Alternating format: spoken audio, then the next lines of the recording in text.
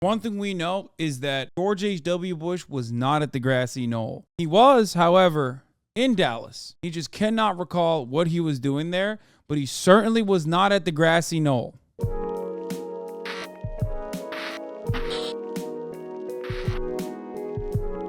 saying it. I've been meaning to cover this story, okay? LEMMiNO tackled the assassination of John F. Kennedy.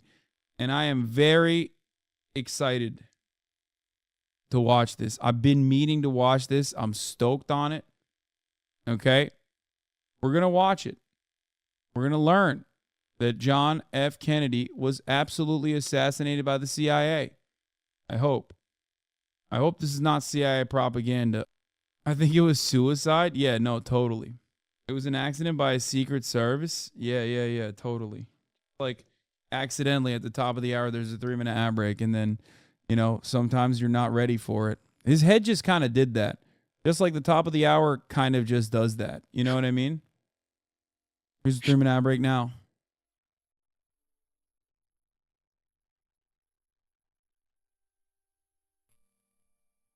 $34 MKT50. Thank you for the 50 gifted subs. Right about here, in Dallas, Texas, American President John F. Kennedy was assassinated on November 22nd, 1963. The accused assassin was a man named Lee Harvey Oswald. After being held in custody for less than 2 days, Oswald himself would meet a violent end. One of the wildest parts about this is that, like, this was pinned on him being a communist sympathizer when it so clearly is not the case. It's like, oh yeah, he's a communist. Like, no, motherfucker, he was an asset. Like, how? It's one of the most obvious fucking pieces of information that the media has left out deliberately for the longest fucking time. Okay? Before this video starts, I'd like to say that no matter who shot it, the effects of that bullet to JFK's brain are nothing in comparison to what happens to my brain when a song gets stun locked in some dumb shit. According to a subsequent investigation, Oswald had fired 3 rounds from the Texas schoolbook Depository. Police recovered 3 shell casings and a an impossible shot. I think everybody knows that at this point. bolt-action rifle from the 6th floor of the building. But the shooting of Oswald sparked immediate suspicions of conspiracy, suspicions that persist to this day and have driven most Americans to reject the government's conclusion that Oswald acted alone. The arguments for and against conspiracy take many shapes and forms, far too many in fact to do them all justice in a. They've recreated it multiple times? No, they have. Wait, what? One person. Do you think it'll ever be declassified, the involvement of the CIA, etc.? No. No, they failed to recreate it. What are you talking about? Okay, let's just... A single video. Instead, in this video, I want to zoom in and focus on a very narrow slice of this case. Specifically, the events surrounding the Texas schoolbook Depository. What exactly happened inside this building from where the shots that killed the president are believed to have been fired.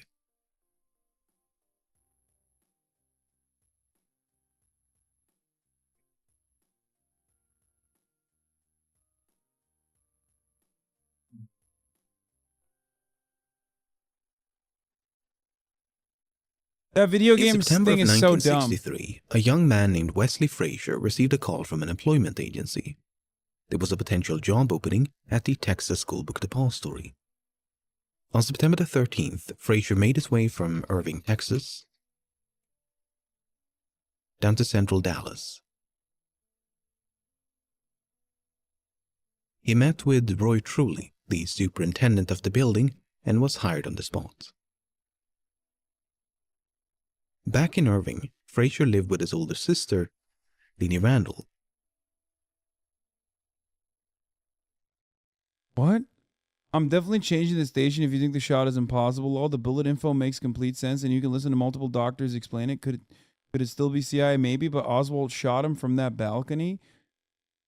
I thought the tree line absolutely covered it, and the 3 different fucking shots in sequence, in succession, in a matter of literal fucking seconds with a bolt action rifle made it straight up impossible. What are you talking about? I am so, like, Hassan's been eating too much red meat and cooked his brain. Okay, the video is going to tell us, down the but street lived a woman named Ruth Payne.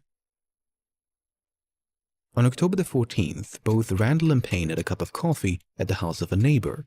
Payne brought along a friend and Russian immigrant named Marina Oswald, the wife of Lee Oswald. Marina could barely speak any English and had been staying with Payne for a few weeks, partly due to her husband's unemployment. The subject of Lee looking for work and that he hadn't found work for a week came up while we were having coffee. And Mrs. Randall mentioned that her younger brother, Wesley Frazier, thought they needed another person at the Texas School Book Depository where Wesley worked.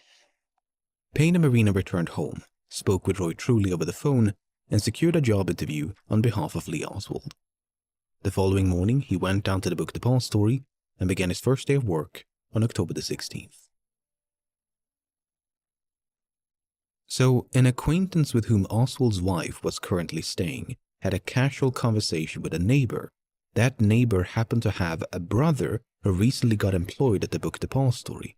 This prompted his wife to ask the acquaintance to call the superintendent of the building to inquire about any vacancies. I told Mrs. Payne that to send Oswald down, and I would talk to him, that I didn't have anything in mind for him of a permanent nature, but if he was suited, we could possibly use him for a brief time.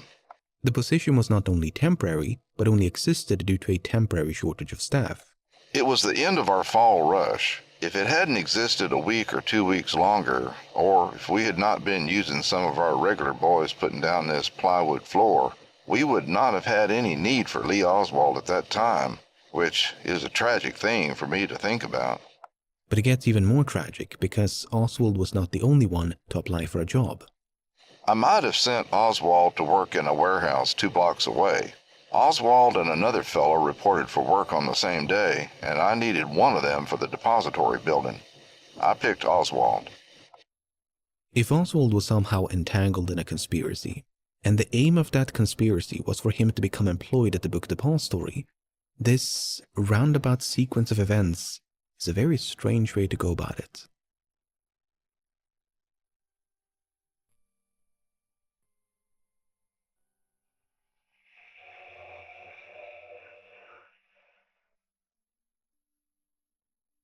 As the name implies, the Texas School Book Depository. You're reading too many conspiracy theories. The rifle used was tested in 1967 with various volunteers.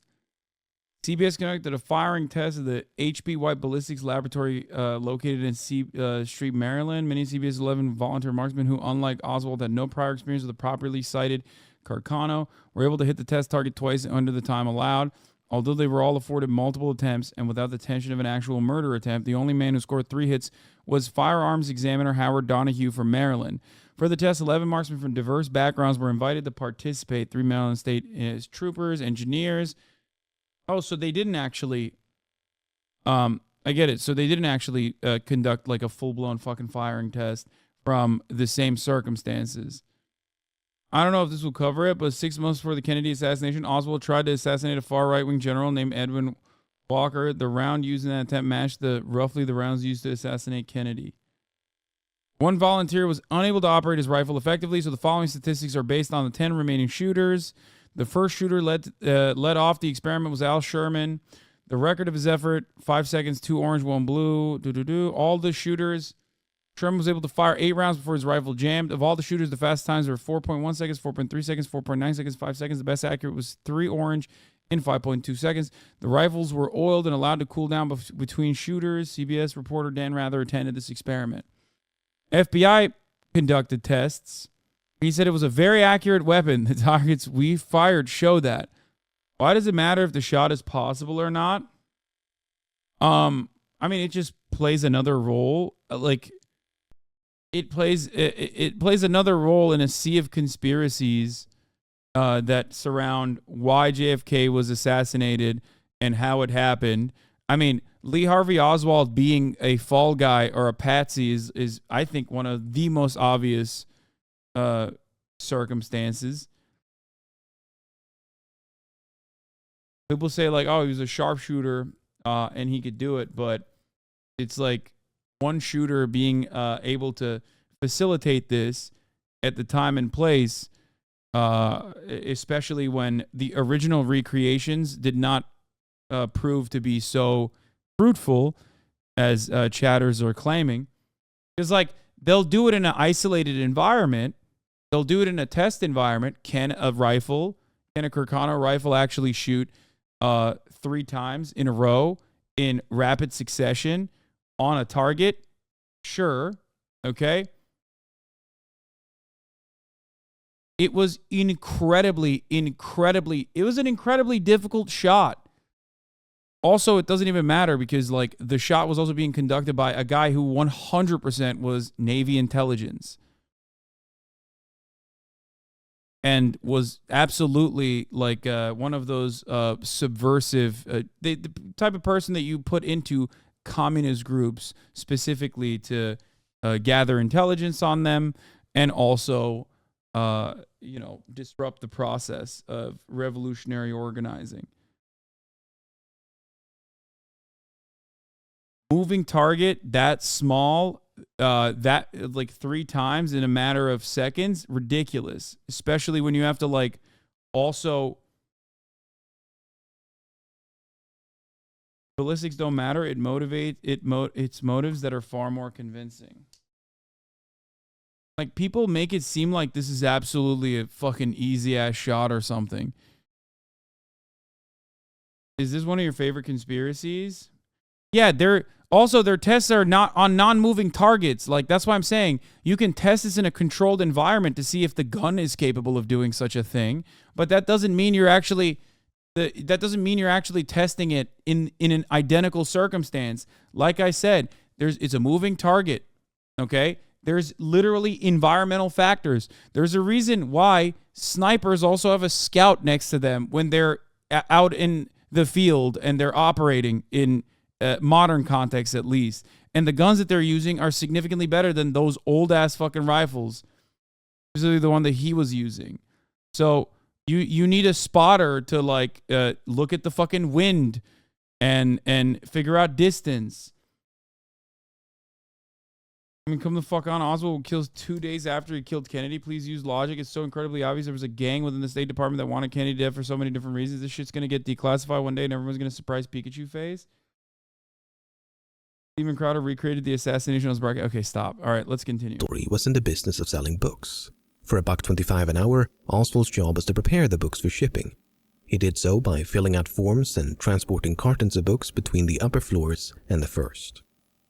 The building had 3 elevators, 2 staircases, and was 7 stories tall.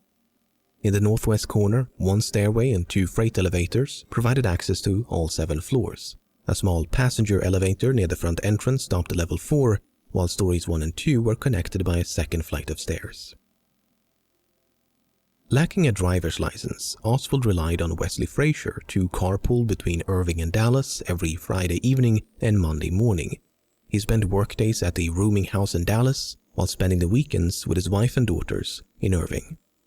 But on Thursday morning, November the 21st, the day before the assassination, Oswald decided to deviate from this routine.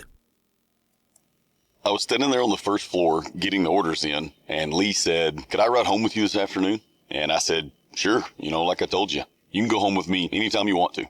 Like I say, anytime you want to go see your wife, that is all right with me." Lee had never gone home in the middle of the week before, so I asked him why, and he stated that he was going home to get some curtain rods for his apartment. I asked if he was going home on Friday as well, and he said no. Frazier drove Oswald back to Irving, where he arrived unannounced at the household of Ruth Payne. Both Payne and Marina were surprised to see Oswald on a Thursday. They assumed he'd come to make amends with Marina due to an argument they had had a few days before. "Did your husband give any reason for coming home on Thursday?" He said that he was lonely because he hadn't come the preceding weekend and he wanted to make his peace with me. Was anything said about curtain rods or his taking curtain rods to town the following day? No, I didn't have any. He didn't say anything like that? No. The next day, Oswald said goodbye to his wife and left the Payne residence about 7:15. Atop a dresser in the bedroom, he left behind his wedding ring. Oswald was next seen walking down the street by Lenny Randall, carrying a package. He was soon joined by Frazier, and the two of them took a seat in his car to begin their commute. When you got in the car, did you say anything to Oswald, or did he say anything to you? I noticed there was a package lying on the back seat. I didn't pay too much attention, and I said, "What's the package, Lee?" And he said, "Curtain rods." And I said, "Oh yes, you told me you were going to bring some today." Not only was Oswald carrying a large package, but he'd forgotten to bring a lunch bag. When he rode with me, I say he always brought lunch, except that one day on November 22nd. He didn't bring his lunch that day. Right when I got in the car, I asked him where was his lunch, and he said he was going to buy his lunch that day. They arrived in Dallas a few minutes before 8 o'clock. Typically, they would walk together from the parking lot to the book depository. But on this particular Friday, Oswald grabbed his curtain rods and rushed ahead into the building.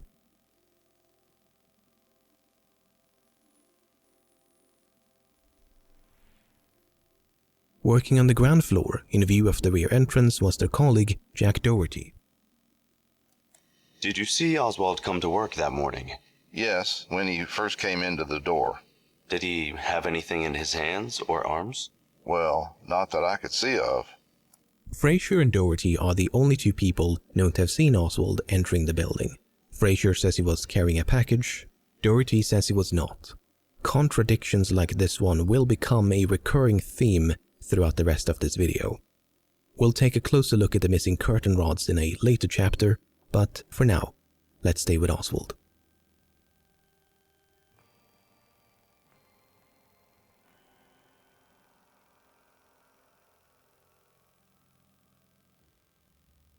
As the morning progressed, Oswald was seen working as normal. Roy Truly described him as an above-average worker who mostly kept himself. In fact, he was a bit of a mystery to his colleagues. On the way back and forth between Irving and Dallas, did you talk very much to each other? No, sir, not very much. He was one of these types that just didn't talk. I was acquainted with Lee Oswald during the time he was employed at the book depository, but I never did get to know him well. He did not mix with the other employees and did not appear to want to make friends with me or any of the others. Did you ever speak to Oswald? Yes, sir. Did he ever speak to you? No, sir. He never replied to you? No, sir. Would you say he was unfriendly? Yes, sir, I would. But there were exceptions to his reticence, and one of them occurred on this Friday morning. James Jarman was working on the ground floor when he observed Oswald staring at the window facing Elm Street. Oswald was standing up in the window, and I went to the window also, and he asked me, what were people gathering around the corner for? And I told him that the president was supposed to pass in the morning, and he asked me did I know which way he was coming. And I told him, yes, he'll probably come down Main and turn on Houston and then back again on Elm. Then he said, Damn, this guy helped him assassinate the president, which he very clearly shot all the shots at and very clearly shot and killed him with from that corner, that window. oh, I see. And that was all. It's a brief yet fascinating moment. Yeah, you know what's fascinating? Yeah, dude. Even if that's supposed to be wow, look, this is evidence that he probably did kill JFK. Like, that's so fucking stupid. Like, oh yeah, he didn't plan it out. He didn't plan it out ahead of time. He just like found out that day. He just happened to have his fucking rifle with him that he brought. And then, good day to do a fucking assassination. It almost seems as though Oswald had no idea that Kennedy would pass by the book depository. This was indeed the case for some of his colleagues. Jarman himself had only been made aware of the fact shortly before he spoke with Oswald. There's no doubt that Oswald knew the president was coming to Dallas, but whether he knew the route of the motorcade is much more difficult to prove. The route of the motorcade had only been finalized a few days before the visit and hinged upon its destination. Kennedy was supposed to attend a banquet in Dallas. I'm sorry, this has probably been asked you tons of times today, but have you or do you intend to cover Kick severing ties with Aiden Ross and ending his contract with them? First of all, this is the first time I'm hearing of this. Secondly, I don't care. And lastly, it's probably not even real and you got jebaited by some literal dumbass fucking Aiden Ross dick riding account that made a joke. You saw it and you took it seriously. I don't even know any of the details, but I almost am telling you with a certainty that that is what happened, most likely. but no one could agree on a venue. It came down to two options: the Trade Mart northwest of downtown or the Women's Building to the east. One of the more vocal proponents of the Trade Mart was Texas Governor John Connally, and after much back and forth, he finally got his way on November. Don't be embarrassed. Just, think a little bit more critically next time. 14th. Had the Women's Building been selected, the motorcade would have sped through Dealey Plaza, east on Main Street, significantly further away and perpendicular to the book Depository. Not to mention that First Lady Jacqueline would have been seated between the building and the President. The selection of the Trade Mart meant that the motorcade would now head west on Main Street and make these turns through Dealey Plaza to reach the northbound lanes on the freeway. Now, these turns could still have been avoided had the motorcade continued like so and not taken the freeway, but since the freeway was the more scenic and expedient route, it was the more attractive choice. All of that is to say, the success of the assassination was largely dependent upon the selection of the Trade Mart. It might therefore be tempting to cast suspicion upon Governor Connally, but it should be noted that he rode in the presidential limousine along with the Kennedys and suffered grave injuries during the shooting. Not only that, but Connally was actually opposed to a motorcade and favored a more direct route from the airport to the Trade Mart, a brief trip that would have bypassed Dealey Plaza altogether. He was unfortunately overruled by Kennedy himself, who wanted to see and be seen by the people of Dallas. Okay, so all that was happening behind the scenes, but as far as the public was aware, there wasn't even going to be a motorcade. Car-centric infrastructure killed JFK. That's awesome. Late as November the 15th, the Dallas Morning News reported that a motorcade seemed unlikely. But the very next day, the parade was finally confirmed. While the precise route followed by maps and detailed descriptions was not officially disclosed until November the 19th, someone familiar with Dallas could have approximated the route a few days in advance. That is to say, the earliest point a member of the public could have deduced that Kennedy would be driven past the book Depository was November the 16th, less than a week before the visit. There's a good chance that Oswald saw these articles because he'd been observed reading political columns in the very same newspapers. Furthermore, we know from other aspects of Oswald's life that he was politically inclined. Well, I have studied Marxist philosophy, yes, sir, and also other philosophers. But are you a Marxist? I think you did admit on an earlier radio interview that you consider yourself a Marxist. Well, I would very definitely say that I am a Marxist. That is correct. But that does not mean, however, that I'm a communist. What is the difference between the two? Well, there's a great deal of difference. Several American parties in several countries are based on Marxism, such as Ghana. Certain countries have characteristics of a socialist system, such as Great Britain with its socialized medicine. These, then, are the differences between an outright communist country and countries which adhere to leftist or Marxist principles. Typical misunderstanding of Marxism. He was a debate lord? He was a CIA agent? Yes, he was. A lack of interest in politics is precisely why at least one of Oswald's colleagues remained oblivious to the motorcade. So while it's understandable for someone apolitical to be taken off guard by a presidential visit, it makes far less sense for someone like Oswald. On November 21st, the day before the assassination that you were describing, was there any discussion between you and your husband about President Kennedy's trip or proposed trip to Texas, Dallas, and the Fort Worth area? I asked Lee whether he knew where the president would speak and told him that I would very much like to hear him and to see him. I asked him how this could be done, but he said he didn't know how to do that and didn't enlarge any further on the subject. Had there ever been... This was also somewhat unusual, his lack of desire to talk about that subject any further. How did you think it was unusual? Could you explain that?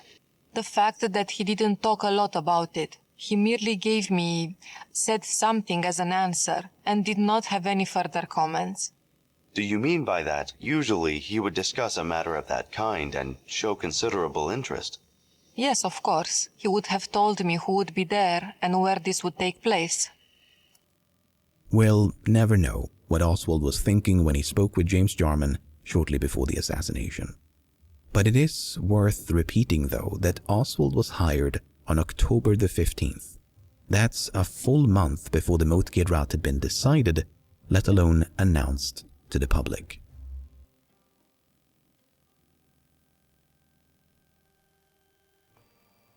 Dude, sometimes it just clicks. You know what I'm saying? You got a Marxist guy who is just like very upset at JFK, right? And he wants to do this for communism. You know, he wants to just assassinate JFK for communism. And like, wow, look at that. Lo and behold, he was literally right place, right time, brought his fucking curtain rods, AKs, his rifle. And he just, you know, was really fucking good at shooting. Like, really fucking good.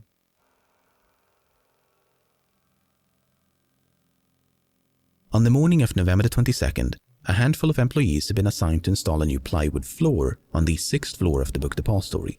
Every once in a while, they would catch a glimpse of Oswald. I saw Lee Oswald shortly before lunchtime. He was by himself with a piece of paper in his hand. I had nothing to say to him, but some of the other male employees teased him and told him he ought to go get a haircut. Lee Oswald just laughed at this remark. Shortly before noon, it was time for lunch. For a bit of fun, they decided to race the 2 elevators down to ground level. As they began descending, they observed Oswald now standing on the 5th floor. He shouted for them to stop or to close the gate to the elevator upon reaching the 1st floor. Charles Givens then realized he'd forgotten his jacket and cigarettes up on the 6th floor.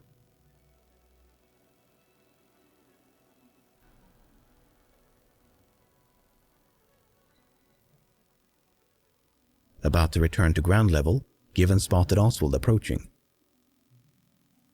Lee was coming from the window up front where the shots. The pic of him has him holding a Stalinist and a Trotskyist newspaper with his rifle. No real communist would be a fan of both. Also, every other interaction that he has with like leftist works, quite literally, is him trying to rile up people in a fight, or trying to rile up like actual organizers and communists. Man, listening to you be so misinformed about this is making me question if you bullshit everything you talk about. He lived in Russia. Okay.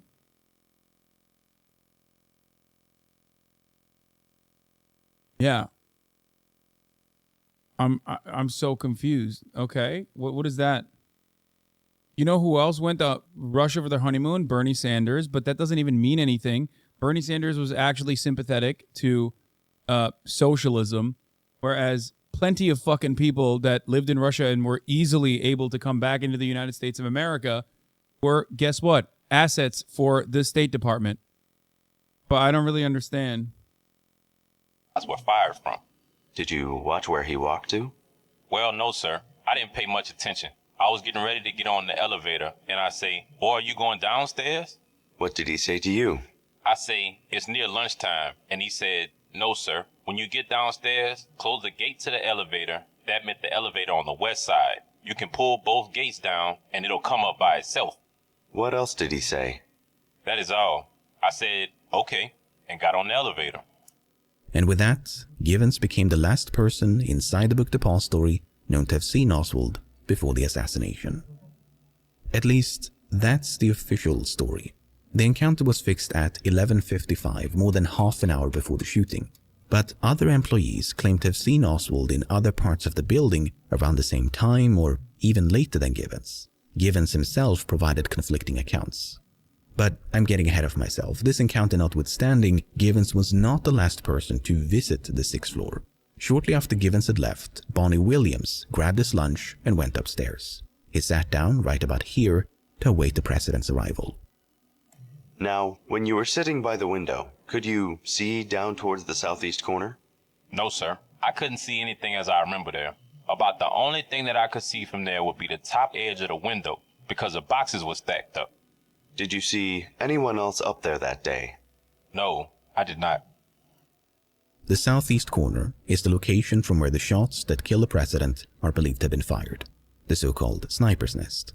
I still want to know what that one chatter implied, like about Lee Harvey Oswald living in Russia.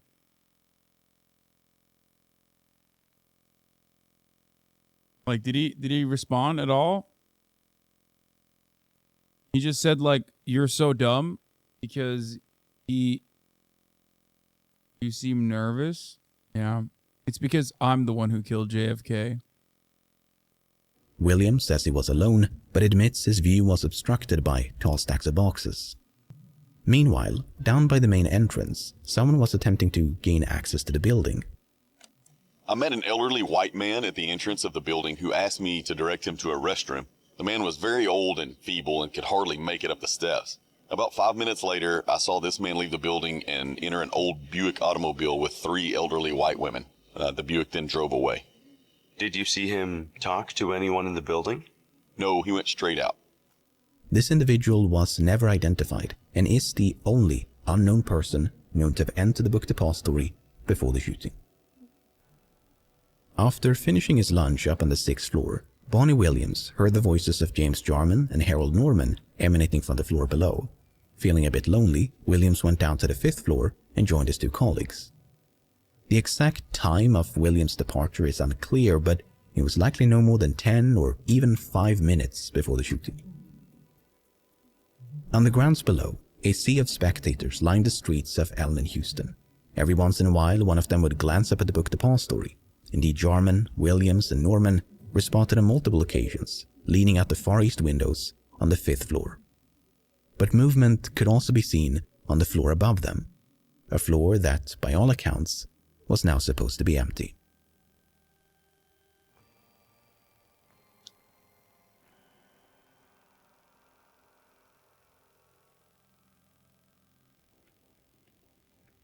Awaiting the motorcade by the east curb of Houston was a young, newlywed couple named Arnold and Barbara Rowland. Some 15 minutes before the shooting, Arnold spotted a white man in the westernmost window. Like, okay, as far as conspiracy theories goes, right, there's some that are purposely left unanswered. And I am an entertainer of certain conspiracy theories, specifically ones that revolve around 9/11. And like, agencies not communicating with one another, CIA assets being able to like get flight training in the continental United States of America, things of that nature. This has been answered? No, it hasn't. No, this is yet another circumstance where like, I know that when people talk about like conspiracy theories, they're like, oh, like Wayfair is trafficking children on their websites. Like that shit's dumb as fuck. You have to bring in a lot of goddamn normies to be involved in a circumstance like this. If you're using like the website Wayfair, okay, that's not how trafficking happens, okay? Whereas when it comes down to something like this, it is very viable. It is incredibly it's more likely that it is conducted by the CIA and executed by the CIA. Window on the 6th floor of the book depository. The man was holding a rifle, his gaze locked at Houston. Despite standing a few meters away from an officer, Arnold chose not to report the gunman. Did it ever enter your mind that you should go and tell the policeman of this sight or this vision that you had seen? Really, it didn't. It never entered your mind? I never dreamed of anything such as that. I mean, I must honestly say, my opinion was based on movies I have seen, on the attempted assassination of Theodore Roosevelt and the other one, Franklin Roosevelt. And both of these had Secret Service men up in windows or on top of the buildings with rifles. And this is how my opinion was based and why it didn't alarm me. Perhaps if I'd been older and had more experience in life, it might have made a difference. It very well could have. Do you ever have reoccurring dreams, sir? What? Do you ever have reoccurring dreams? Yes. This is a reoccurring dream of mine, sir. All the time. What if I'd told someone about it? I knew about it enough in advance, and perhaps it could have been prevented. I mean, this is something which shakes me up at times. If Rowland's recollection is accurate, it stands in direct conflict with that of Bonnie Williams, who claimed to have eaten lunch on the same floor at the same time. Williams neither saw nor heard anyone, despite having an unobstructed view down to the southwest corner of the building where Rowland claimed to have seen the gunman. A few minutes later, a different spectator named Howard Brennan spotted a white man pacing to and fro the easternmost window on the 6th floor. At 12:30, the presidential limousine emerged from behind the building and began driving north on Houston. As the car made a sharp left turn at Elm, a high school student named Amos Ewens glanced up at the book Depository and caught sight of a protruding metal rod. So that's look. So this is the interesting part. He has if I'm not mistaken, right? He has a clear line of sight here, and only chooses to take action as he's passing through the tree. As he's passing through the tree line, where his vision is actually impaired. So that also is another reason why it's like very odd. A protruding metal rod.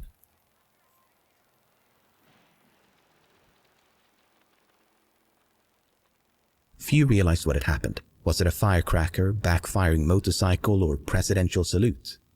People near the Rollins even started laughing, perhaps feeling a bit foolish for being frightened by the ostensibly harmless explosion. What? Hit this shot. Cars moving at a constant rate. Once you have a bead, you can follow him. Hit this shot myself in DOD/COD. Please tell me that's like an actual terminology for something that I don't know about. And not fucking Call of Duty. No way. It's got to be like a term or something, right? That we don't understand. By the northwest corner of Elm in Houston was James Worrell. He thought the explosion had come from directly overhead. Sure enough, on one of the upper floors, Worrell could see the barrel of a gun. At that moment, a second explosion echoed through Dealey Plaza. Worrell and Ewens witnessed the recoil and muzzle flash of the rifle in concurrence with the sound. Brennan had yet to realize what was happening. He thought a firecracker had been thrown from the book Depository. He looked up, and the man he'd seen pacing only minutes before was now aiming down the sights of a rifle. It's not known for sure, but it is believed that President Kennedy has been shot. President Kennedy and Texas Governor John Connally shot by an assassin. Brennan could only recall hearing 2 shots, but his testimony implies he might have heard 3. He confusingly said he saw the gunman fire the last shot, yet denied seeing the discharge of the rifle. In the immediate aftermath of the shooting, the rifle was seen by a handful of witnesses as the gunman cautiously withdrew from the window. The rifle, or what looked like a rifle, was drawn fairly slowly back into the building, and I saw no one in the window with it. I didn't even see a form in the window. I could see his hand, the rifle laying across his hand, and I could see his hand sticking out on the trigger part. After he got through, he just pulled it back in the window. He drew the gun back from the window, as though he was drawing it back to his side, and maybe paused for another second, as though to assure himself that he hit his mark, and then he disappeared. Neither Ewens nor Worrell saw the face of the gunman and could thus offer little to no information regarding his appearance. Arnold was quite some distance away, yet furnished a basic description of the man he'd seen about a quarter of an hour before the shooting, a description that was quite similar to the one provided by Brennan, who got the best look at the gunman. Taken together, these accounts paint a picture of an assassin on the 6th floor of the book Depository. So many goddamn contradictions in these accounts. It's hilarious. I mean, to be fair, eyewitness testimony is really, really bad. It is notoriously bad. So that's not surprising. Plus, a lot of these are not even all that contradictory. Taking aim with a rifle and firing at the president from the sniper's nest. But other accounts leave room for a bit of doubt.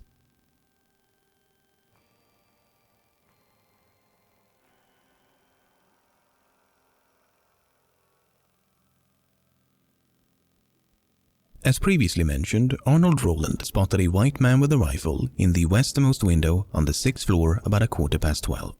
But as late as 5 minutes before the shooting, Arnold observed an elderly black man leaning out the easternmost window on the same floor. He might have confused the 6th floor with the 5th, where James Jarman, Bonnie Williams, and Harold Norman did indeed lean out the windows. In fact, they were the only black employees known to have watched the motorcade from a floor above the 1st. Except they could hardly be described as elderly. But then, take a listen to this. Will you describe with as much particularity as you can what that man looked like? It seemed to me an elderly black man. That is about all. I didn't pay very much attention to him. This question was then repeated to Arnold a few minutes later, at which point his answer had dramatically changed. He was very thin, an elderly gentleman, bald or practically bald, very thin hair if he wasn't bald. Had on a plaid shirt, I think it was red and green, very bright color. That is why I remember it. Can you give us an estimate as to age? 50, possibly 55 or 60. Can you give us an estimate as to height? 5'8", 5'10", in that neighborhood. He was very slender, very thin. Can you give us a more definite description as to complexion? Very dark or fairly dark. Not real dark compared to some black men, but fairly dark. Seemed like his face was either, I can't recall detail, but it was either very wrinkled or marked in some way.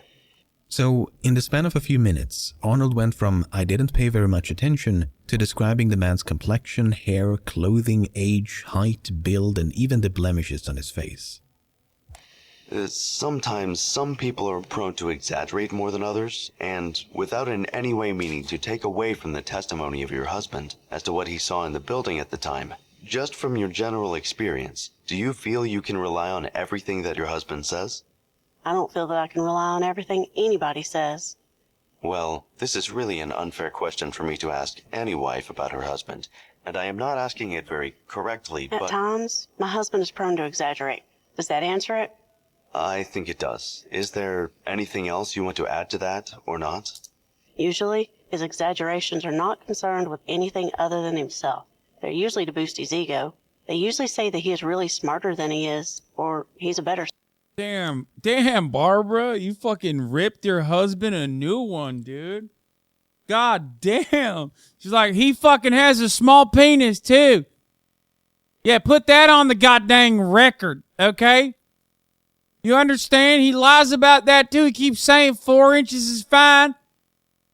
One day, while he's sleeping, I took the goddamn ruler to his penis. Pulled it all the way out, stretched it out. Let me tell you, 3.5. Salesman than he is. Something like that.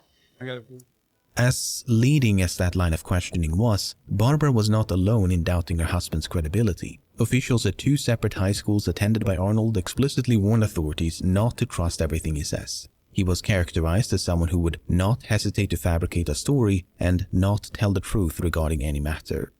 Indeed, Roland lied or exaggerated on multiple occasions when he testified. Another witness who claimed to have seen a gunman in the book Depository was Carolyn Walter. Shortly before the arrival of the motorcade, Walter had seen a man with blonde or light brown hair in one of these windows on the 4th or 5th floor. She explicitly ruled out the 6th. It should be noted, however, that during the shooting, this window was closed with the blinds down, while this one, as you already know, was occupied by Bonnie Williams and Harold Norman. In any case, the light-haired man seen by Walter was holding a machine gun, and standing beside him was another man wearing a brown suit. Much like Arnold Roland, Walter assumed the gunman was a presidential guard and refrained from telling the police. In fact, there's no evidence she told anyone of what she'd seen, not even the colleague with whom she watched the motorcade. In Walter's defense, 2 other witnesses recalled seeing a man with light or light brown hair on the 5th or 6th floor, except they never saw a weapon nor an accomplice. Disagreements regarding the floors were at least in part due to the ground floor lacking visible windows. How do you know it was the 6th floor rather than the 5th floor? I went with the FBI and I showed them the window, and I didn't count the bottom floor. You mean the first time you gave a statement, you didn't count the bottom floor? That's right. Another source of confusion was the distinct visual difference between the 7th floor and the ones below. When you first glance at the building, you're thrown off a little as to the floors because there's a ridge. It almost looks like a structure added onto the top of the building, about 1 story above. So you have to recount. Not only that, but multiple witnesses described the 6th floor as the 2nd floor from the top. But in the chaos that ensued, it seems the tail end of that sentence was not always recorded.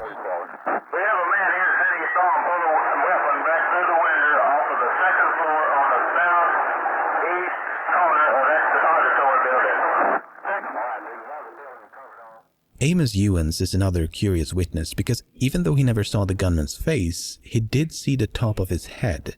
Somehow. What did you see in the building? I saw a bald spot on this man's head. Trying to look out the window, he had a bald spot on his head. I was looking at the bald spot. Oswald did not have a bald spot. He was thinning a bit in the front, but otherwise had a full head of hair. But the strength of Ewan's account is somewhat diminished by his inability to recall much of anything else. Could you tell whether he was a black gentleman or a white man? No, sir. Couldn't even tell that, but you have described that he had a bald Spot in his head. Yes, sir. I could see the bald spot in his head. Now, could you tell what color hair he had? No, sir. Could you tell whether his hair was dark or light? No, sir. Long after the assassination, 15 years to be precise, a journalist working for the Dallas Morning News tracked down a man named Johnny Powell. Powell had supposedly seen two men fiddling with a scope on a rifle in the sniper's nest. He described their complexion as darker than white, but that was about it.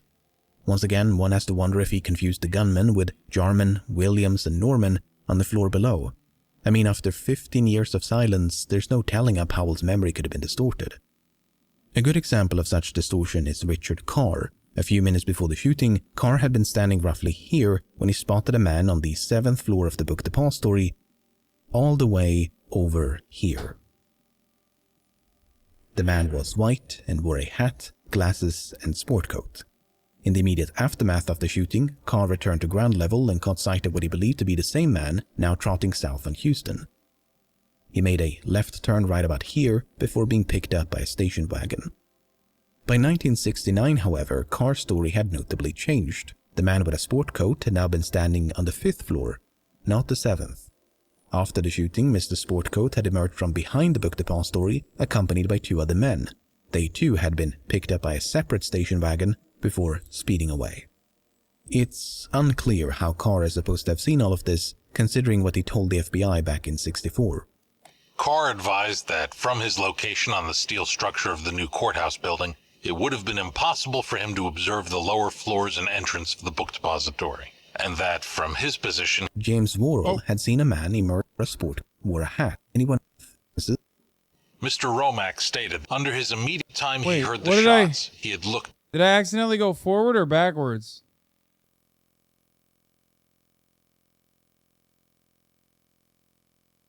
Unclear how Carr is supposed to have seen all of this, considering what he told the FBI back in '64. Sorry.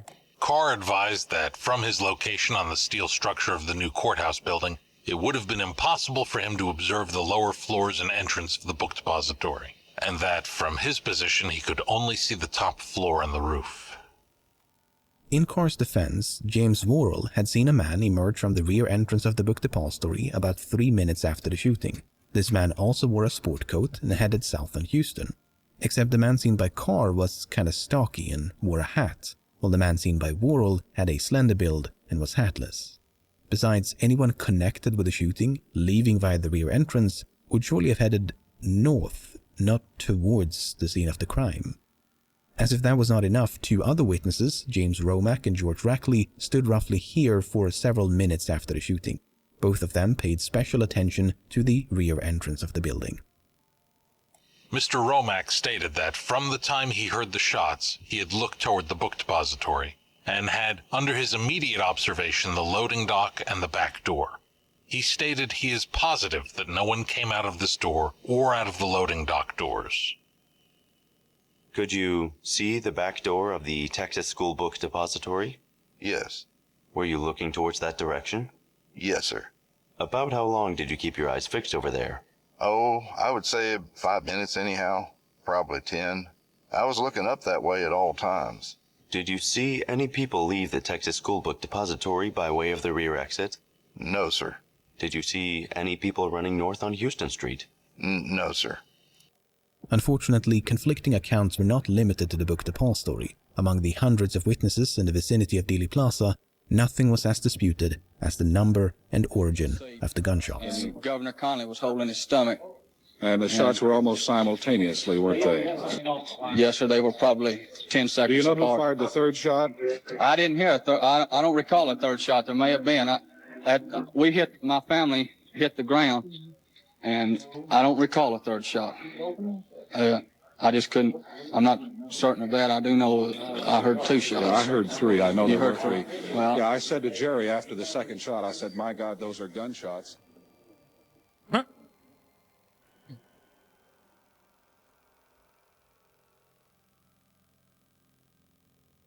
No one knows exactly how many spectators were in or near Dealey Plaza at the time of the assassination. Well over 200 were at some point questioned by a combination of authorities, journalists, and others. Like that, the trees, for the record, people saying like the trees did not impact his line of sight. I'm pretty sure they did. They asked the same man the same question 5 minutes later, and he said it was 8 shots. It doesn't matter. No, he had a clear shot when the car was turning over, but he didn't shoot then. He shot after the car changed, after the car started going down this street, which people will say it's because if he shot right here when he had a clear line of sight, they would have immediately caught him. Well, guess what? You know, he's shooting the motherfucking president, okay? At that point, it's like, you're probably not going to get away, dog. You know what I mean? So it didn't really matter too much, did it? Now, the other thing that is also stupid about this is when you say, oh, well, if you shot him here, then the car would go forward and would completely, and, you know, he would not be able to shoot him at all if he missed his shot. Well, turns out it didn't even matter because he shot him through the fucking tree line. He shot him through the fucking trees. He was such an OP shot that he was able to do it here. Not to mention he blew off his dome from the back, so his position of waiting for a spot makes 0 sense. People knew immediately. Anyway, but once again, it's a dumb conversation to have, especially when you look at eyewitness testimony, because eyewitness testimony, especially in a fucking insane situation like watching the president's brains fucking explode right in front of your eyes, is always going to lead to horrifyingly inconclusive eyewitness testimony, because you're in a panic mode at that point. Like, you can't fucking figure out what the hell you're looking at.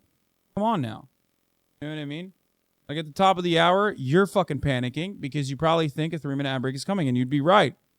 But of course, you should not panic at the top of the hour as long as you're subscribed for $5 or free with a Twitch Prime by connecting your Amazon Prime account to your Twitch account. You get 1 free Prime subscription a month. Use it on your favorite broadcaster. What is this cake? R/Place 2023 cake? What the fuck does that mean? Got a piece of JFK's brain matter on your lip you would lick? Would you lick? What the fuck? Yo! Oh, I want to throw up. Why did you say that? Oh, God. Oh, God. The 3-minute ad break. 34 MKD50. Thank you for the 50 big ones. Jesus Christ. Attempts have been made to consolidate the various accounts, and it's clear from all such attempts that the CIA, this man right here. 3 shots. What's a bit right less there. clear is the source of the explosions. The gunman was either placed in the vicinity of the book depository, marked here in red, or an area west of the building, marked in green, known as the grassy knoll. But as you can see from these pie charts, the assessment of earwitness testimony is highly susceptible to bias. It's a surprisingly subjective exercise that can lead to widely different results. Nevertheless, there were a substantial number of witnesses who pointed to the grassy knoll located roughly here, and many of them were scattered throughout the plaza. To give you some examples, August Campbell was standing near the front entrance of the book. One thing we know is that George H.W. Bush was not at the grassy knoll. He was, however, in Dallas. He just didn't know what he was doing on that day, okay? On that wonderful occasion, on that wonderful day. He just cannot recall what he was doing there, but he certainly was not at the grassy knoll. Book depository, yet believed the shots had come from the grassy knoll. Meanwhile, Marilyn Sitzman was standing on the grassy knoll, yet believed the shots had come from the book depository. Standing beside Campbell was a woman named Geraldine Reed, who believed the shots had come from the book depository. Standing by the curb in front of Sitzman was William Newman, who believed the shots had come from the grassy knoll. One might therefore conclude that there must have been 2 assassins, one in the book depository and one on the grassy knoll. Indeed, countless authors and even a congressional investigation have done precisely that. Now, the scope of this video is not nearly exhaustive enough for me to attempt any conclusions regarding a second gunman, but I do want to leave you with this. You might have seen these unlabeled blue slices before. Well, that's how many witnesses heard gunshots coming from multiple directions. That is to say, next to no one did. All the shots came either from the east or west, not both. Mr. Campbell believed the noise came from away from the book depository. This illusion, he explained, may have been due to the sound bouncing off the building and other objects in the vicinity. That does make sense for the record. I'm not even kidding. Like the bullet sounds would echo. I don't think that's that suspicious for people to not be able to exactly trace, especially if they're not like trained people. They're not going to be able to figure out exactly where the shots are coming from. Campbell was far from alone in being deceived by the pronounced echoes of the gunshots. Where did the noises or shots sound to you like they came from? It was hard to tell because they had an echo, you know. There was actually 2 explosions with each one. There was the shot and then the echo from it. So it was hard to tell. There was too much reverberation. There was an echo which gave me a sound all over. In other words, that square is it had a sound all over. The sounds came either from up against the school depository building or near the mouth of the triple underpass.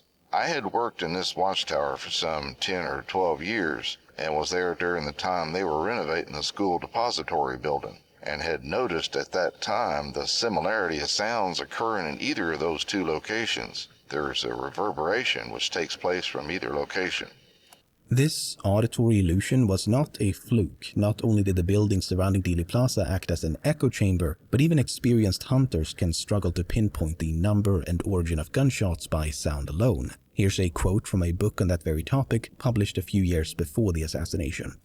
Little credence should be put in what anyone says about a shot or even the number of shots. These things coming upon a person suddenly are generally extremely inaccurately recorded in their memory. I don't disagree with that. that. One of the authors asked one deer hunter last fall how many shots another hunter less than 100 yards away had fired.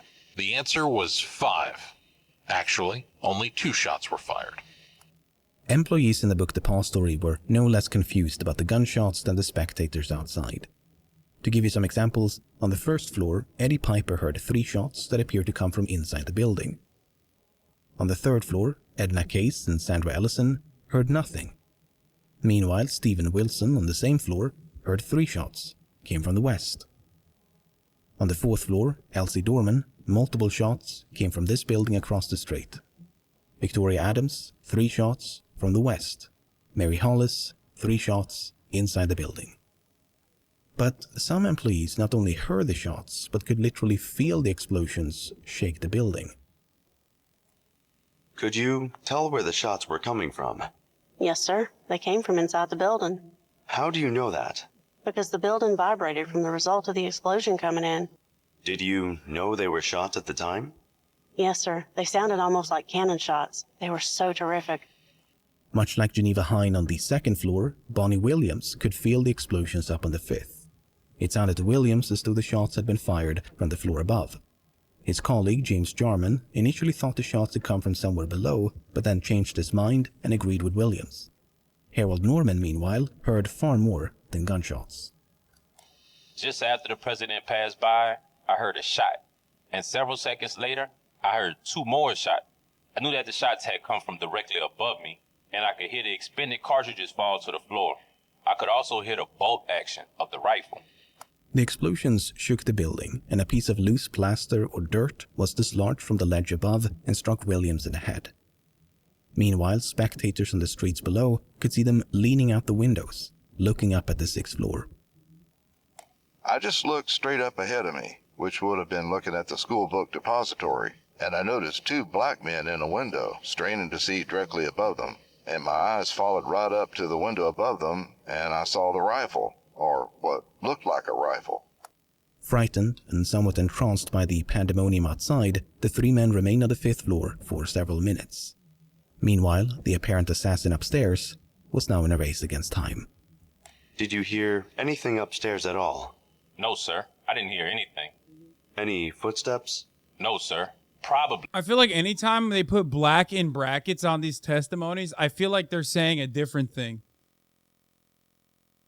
Am I wrong for that? Like, I feel like they're not saying black. They're saying something different. So that's why it's black in brackets. You know what I mean? The reason we didn't hear anything is because, after the shots, we were running too, and that was making a lot of noise. Why didn't you go up to the 6th floor? I really don't know. We just never did think about it. Maybe it's because we were frightened. To be fair, it's the 60s in fucking Dallas. You know what I mean? They're not speaking Spanish, but they might be using the Spanish word for it.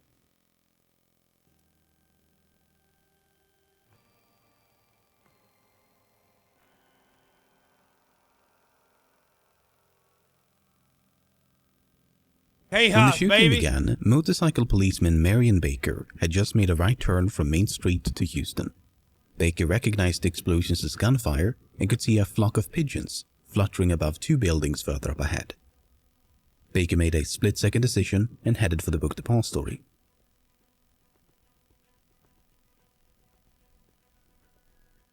Once inside, he was greeted by Roy Truly. Truly directed Baker to the elevators, but neither was available. He pressed the button while shouting up the elevator shaft for someone upstairs to close the gate. No response.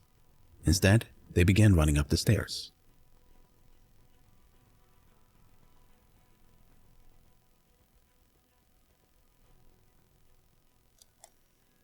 As I came out to the 2nd floor there, Mr. Truly was ahead of me, and as I come out, I was kind of scanning, the rooms, and I caught a glimpse of this man walking away from this. I happened to see him through this window in this door. I don't know how come I saw him, but I had a glimpse of him coming down there. Where was he coming from, do you know? No, sir. All I seen of him was a glimpse of him go away from me. What did you do? I hollered at him at that time and said, "Come here." He turned and walked right straight back to me. What did you say to him? I didn't get anything out of him.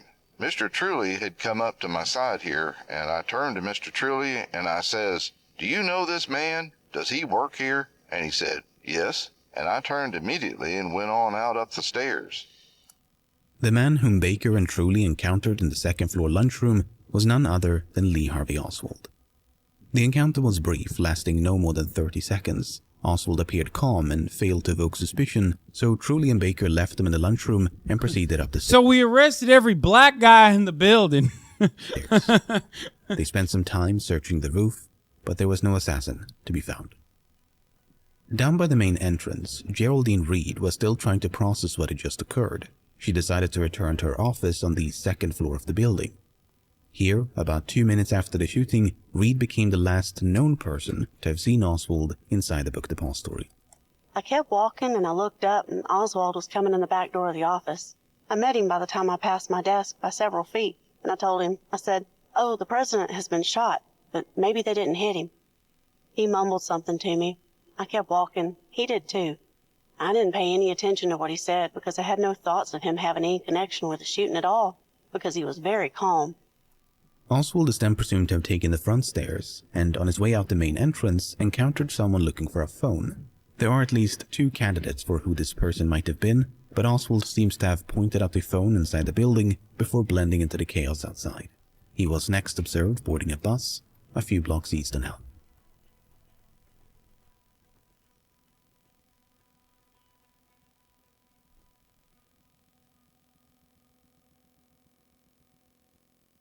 Nearly 4 months after the assassination, Truly and Baker participated in a crude reconstruction of the shooting to time their movements. The experiment was repeated twice.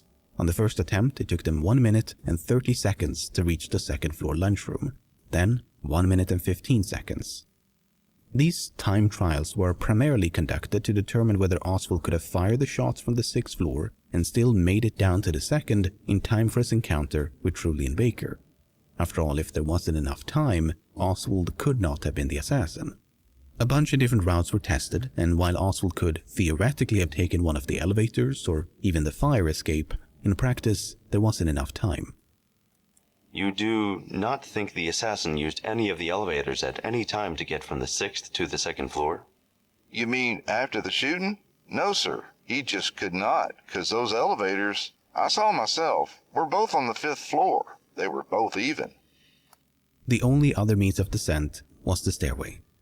A stand-in for the gunman trotted down from the 6th floor to the 2nd in 1 minute and 18 seconds. then at a slightly faster pace in 1 minute and 14 seconds. There was just enough time.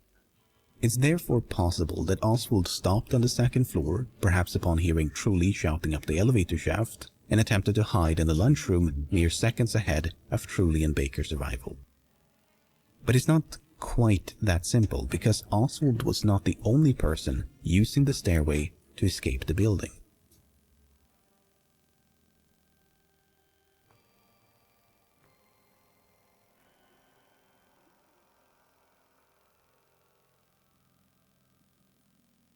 As previously mentioned, Victoria Adams watched the motorcade from an office on the 4th floor of the Book Depository.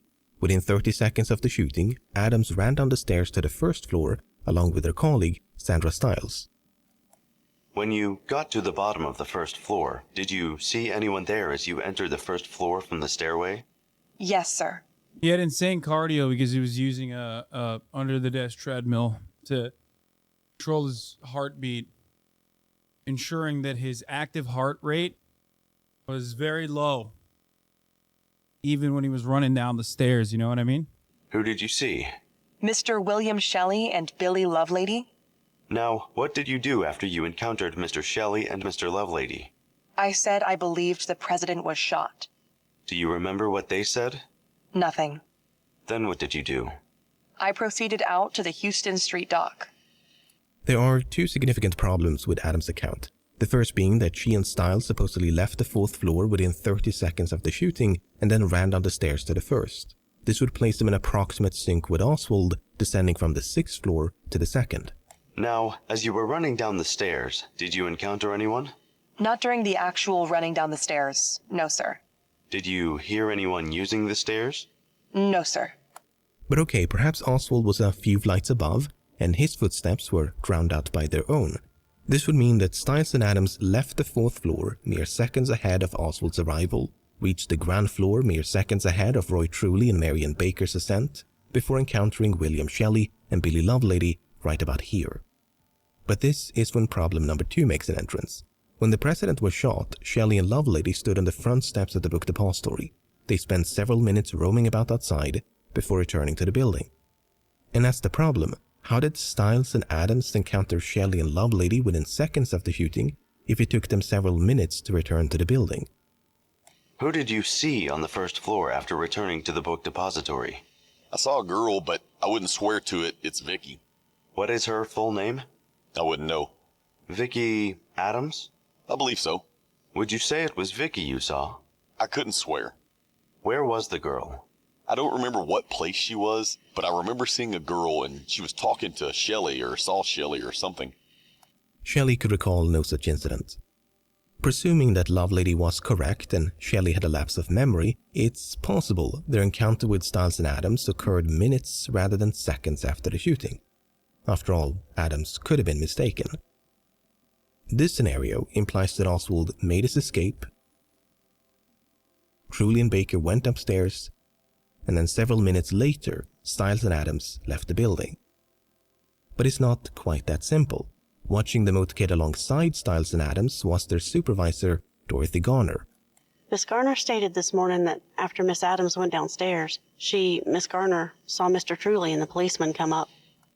Not only does this account corroborate that of Adams, meaning they left within seconds, not minutes, but it implies that Garner was in a position to observe the stairway from somewhere on the 4th floor. In spite of this, Garner made no mention of seeing Oswald scampering down the stairs between Stiles and Adams' departure and Truly and Baker's arrival. What makes this conflict so difficult to resolve is that neither Stiles nor Garner were called to testify. We have but a few brief statements of what they witnessed. All we know about Sandra Stiles is that she went down the stairs with Adams. Did it happen within seconds of the shooting? We don't know. Did she see or hear anyone else while running down the stairs? We don't know. Did she encounter Shelley and Lovelady on the 1st floor?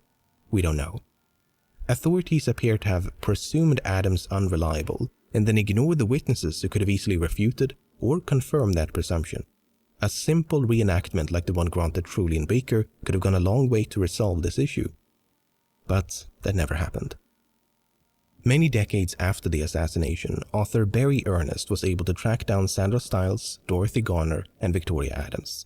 Stiles confirmed that she and Adams left the window within seconds of the shooting, but she doesn't explicitly say they left the 4th floor within seconds. In any case, as they moved quickly down the stairs, she heard no footfall apart from their own. Garner confirmed she never witnessed the descent of Oswald, despite seeing Truly and Baker heading upstairs. Adams went a bit further and accused investigators of tampering with their testimony. I'm beginning to wonder if the Shelley and Lovelady encounter was inserted into my testimony later. I remember saying to a fairly big black man inside the building, right near the loading dock, right after I got down the stairs, that I thought the president may have been shot. Sandra Stiles apparently told Ernest something similar. A few people were milling around on the 1st floor. One was a black man. Shelley and Lovelady were definitely not on the 1st floor when we got there. The only black employees who could have possibly made it to the rear stairway in time were Carl Jones, Roy Lewis, Eddie Piper, and Troy West. What you see here are their approximate positions at the time of the shooting, but during the seconds and minutes that followed, only Piper is known to have paid any attention to the stairs in the back. As soon as the shooting began, Piper crossed the 1st floor to get a better view of a clock. He remained in roughly this location until he observed Truly and Baker running up the stairs. Had anybody come down the steps before Truly and Baker went up the steps? No, sir. Did Vicky Adams come down before Truly and Baker went up the steps? No, sir. No, sir. She didn't do it. Remember James Romack and George Rackley? I mean, I wouldn't blame you if you don't, there's like 100 different names to keep track of, but they were the ones who failed to spot anyone leaving the book depository via the rear entrance for several minutes after the shooting. Well, the thing is, according to both Stiles and Adams, they left the book depository via the rear entrance upon reaching the 1st floor. So if Romack and Rackley are to be believed, then, once again, the descent of Stiles and Adams must have taken place minutes rather than seconds after the shooting. Not only that, but when Sandra Stiles was contacted by another researcher, she apparently expressed great uncertainty regarding the stairwell descent and thought it might in fact have occurred a couple of minutes after the shooting. I don't know what to make of all this. The conspiracy crowd will, of course, amplify the more suspicious elements, while those who support the official narrative will focus on that which discredits Adams. I'm sorry, this video's bullshit. No mention of the Umbrella Man, no mention of the Grassy Knoll, no mention of the Mafia connections. Yet, we're only 52 minutes in. There's a second half to this. But ultimately, we don't know the exact timeline of events. It's difficult enough to pin down the minute by I feel like Wendigoon did a better job. minute chronology. Once you get down to seconds, there's a lot of guesswork at play.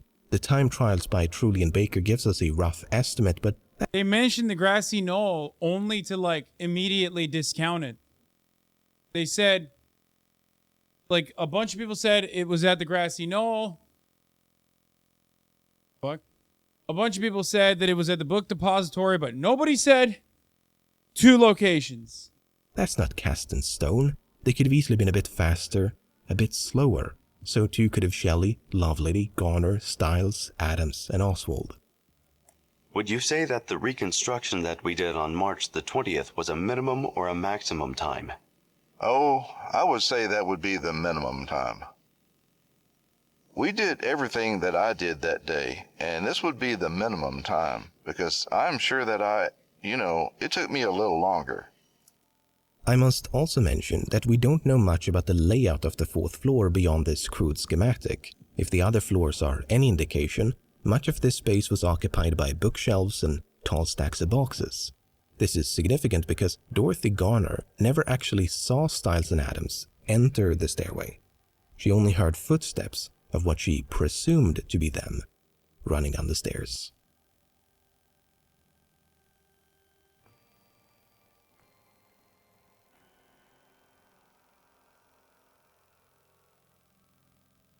Yeah, I think this only focuses on, as the title suggests, the book depository aspect, and there probably will be additional videos on this assassination as well. Following a quick sweep of the roof, Roy Truly and Marion Baker returned to the ground floor of the book depository. What did you do when you got back to the 1st floor, or what did you see? When I got back to the 1st floor, at first I didn't see anything except officers running around, reporters in the place. There was a regular madhouse. Had they sealed off the building yet, do you know? I am sure they had. Then what? Then, in a few minutes, it could have been moments or minutes at a time like that, I noticed some of my boys were over in the west corner of the shipping department, and there were several officers over there taking their names and addresses and so forth. I noticed that Lee Oswald was not among these boys. Oswald was not the only absentee, but he was the only one whom truly knew for a fact had left the building after the shooting.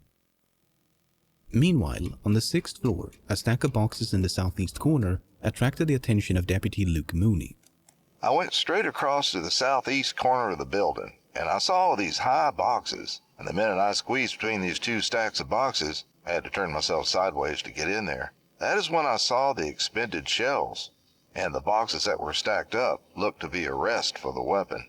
2 windows west of the sniper's nest, authorities found a bottle of Dr. Pepper and some chicken bones, leftovers from the lunch eaten by Bonnie Williams shortly before the assassination. But according to some officers, including Mooney, remains of a similar meal were also found in the sniper's nest. Does this photograph show any place where you saw the chicken bone? If I recall correctly, the chicken bone could have been laying on this box, or it might have been laying on this box right here. There was one of them partially eaten, and there was a little small paper poke. Official bad bitch lunch? Yeah, this is girlie's dinner, dude. By poke, you mean a paper sack? Right. The assassin could just maybe take one step and lay it over there, if he was the one that put it there.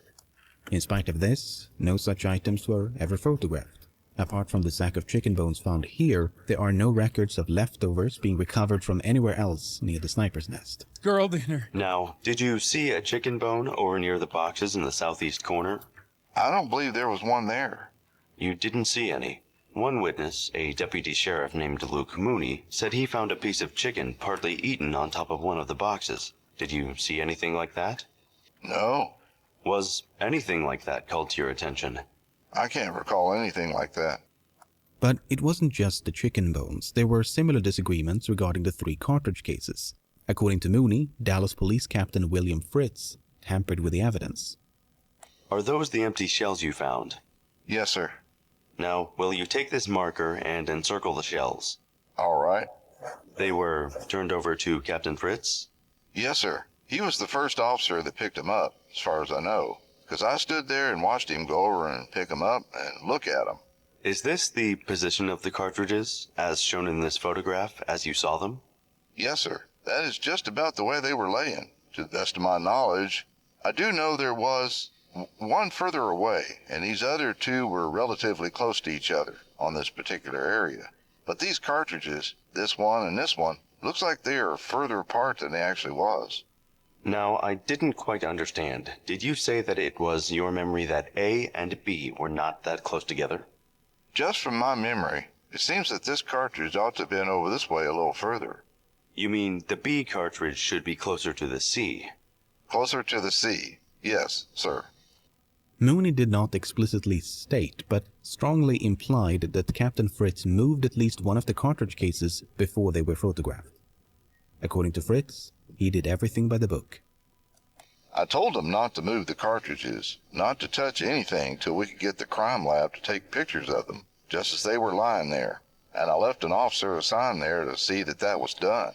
And the crime lab came almost immediately and took pictures and dusted the shells for prints.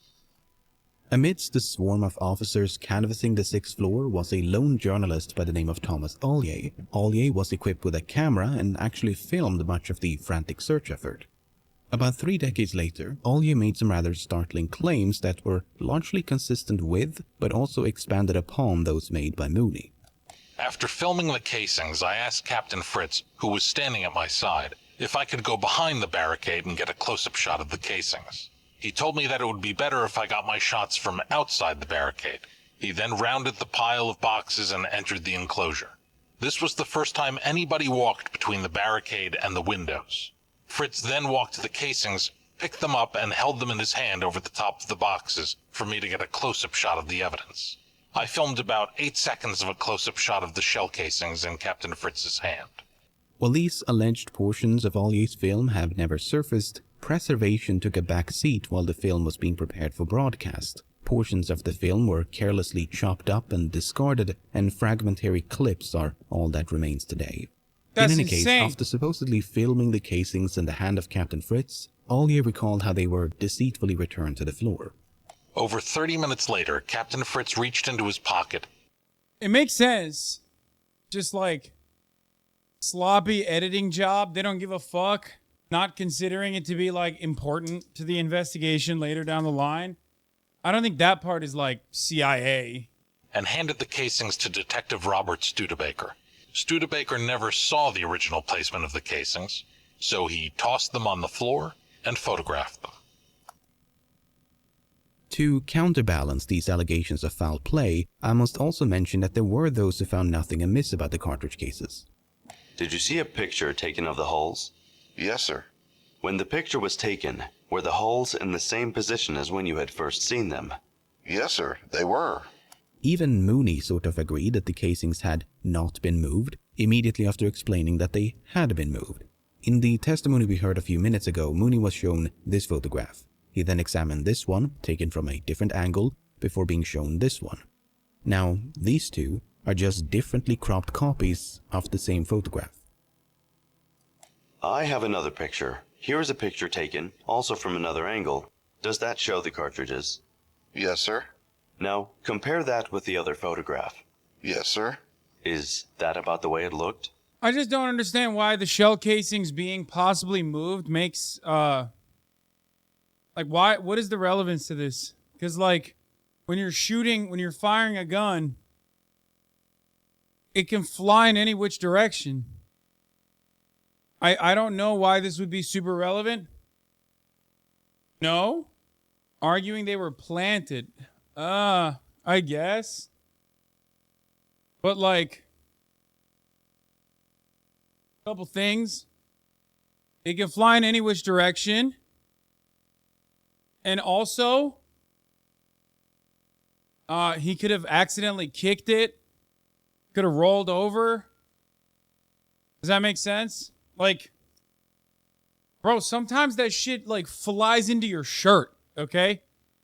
I mean, obviously, I've never shot this particular rifle.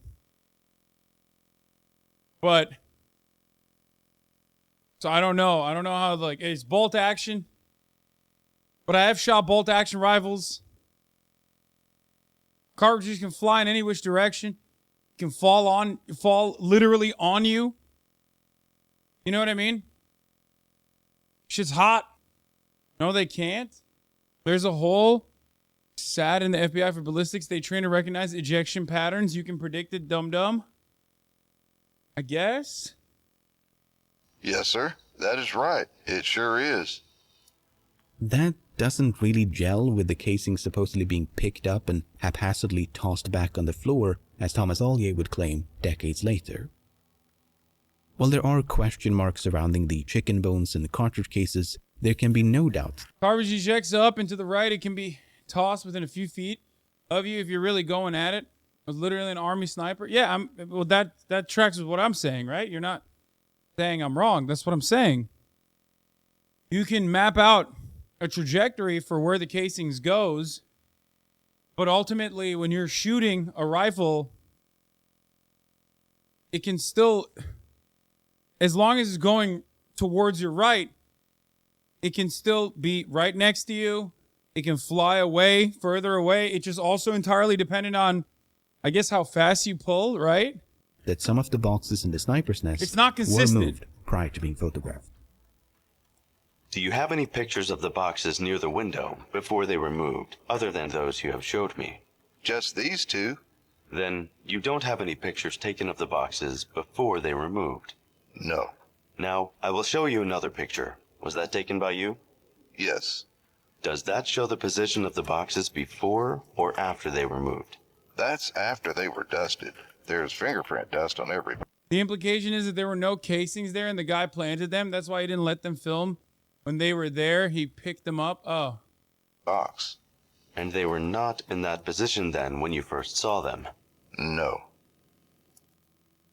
Several minutes after the sniper's nest was discovered, a bolt-action rifle was found between two rows of boxes near the stairway. Why? When I talk, can I stop walking? Why? Are you upset that I'm breathing a little bit? Like, is that what it is?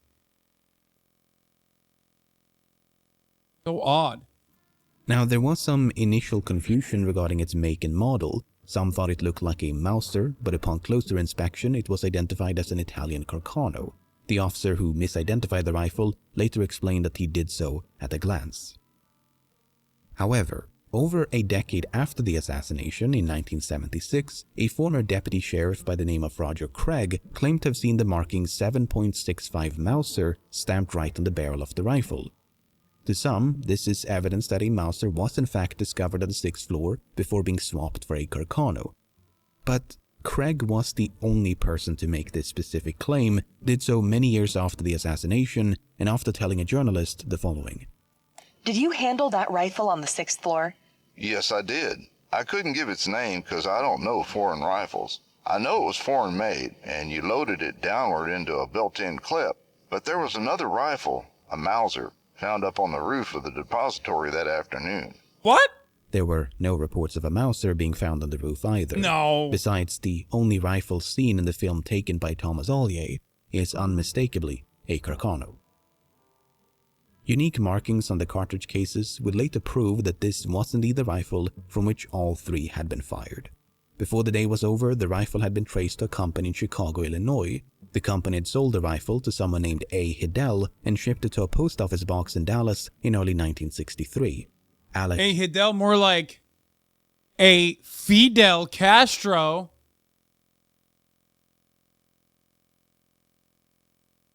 Dun dun dun.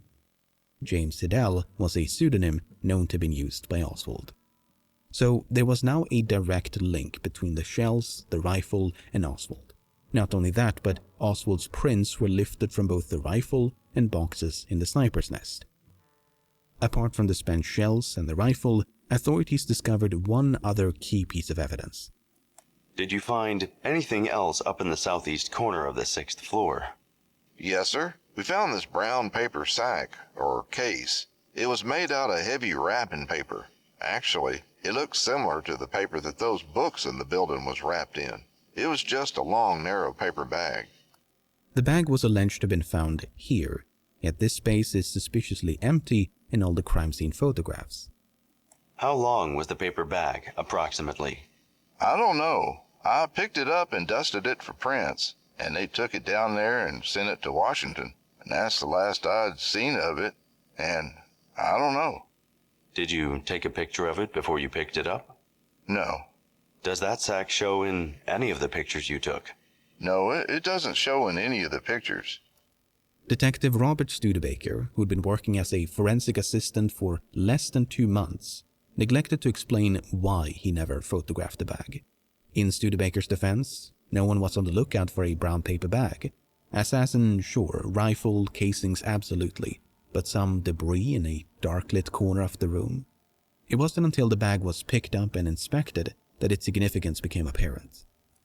Do you remember anything about what the sack looked like? Well, it was assumed at the time that it was the sack that the rifle was wrapped up in when it was brought into the building, and it appeared that it could have been used for that. Now, as you may recall, Wesley Frazier drove Oswald back to Irving on November 21st to pick up some curtain rods. The following morning, Oswald was seen carrying a package by both Frazier and his sister, Linnie Randall. According to That was brisk 30-minute walk at a 3 kilometers an hour pace. And my heart rate was around 113. Nice little walk, you know, you got to get that in. Calorie wise, no, it's not 4 calories. I'm a big boy, chat. So it's definitely a lot more than you would suspect. So far today on my move, I've hit a new exercise record today, 113 exercise minutes total. But as far as my, all these fucking medals, man. So far, I've spent I've burned 1,175 calories out of my daily goal, which is 750 calories. So I'm above it by 156%. My exercise calories, or my exercise minutes have been 113 minutes. And I've stood for 8 hours. Totaling 4,637 steps, 0.27 miles the whole day. My last indoor walk was 30 minutes long. And I went for 0.74 miles. And I burned 251 total calories in that time frame, with the average heart rate being 116 BPM. And active calories were burned at 178. Brother, are you cows screaming? 8 hours? No. Not that bad. It's got to be miles per hour, not kilometers. Well, I was on a 3 on the fucking treadmill, and I only did, in half an hour, I only did 0.74 miles, so... Let's continue. To Fraser, Oswald told him the package contained curtain rod. Oh, yeah, stand hours are deceiving. It just means I stood at least a minute every hour for 8 hours, yeah. It doesn't mean I was standing for 8 hours straight. Which you then brought back to Dallas. But you may also recall that Jack Doherty denied seeing such a package. Did you see Oswald come to... Someone tell me why Hasan's doing all this. I noticed him walking on a treadmill in recent videos to be less sedentary. Work that morning? Yes, when he first came into the door. Did he have anything in his hands or arms? Well, not that I could see of. The thing is, Doherty was not a reliable witness. When questioned by the FBI and Secret Service, he appeared very confused about times and places. He required assistance from his father due to considerable difficulty in coordinating his mental faculties with his speech. While Doherty denied having such issues, his testimony is nonetheless riddled with contradictions. Wait a minute, did you go to lunch? Well, I went back downstairs to eat lunch. Yes, sir. What time? Oh, it was 12 o'clock.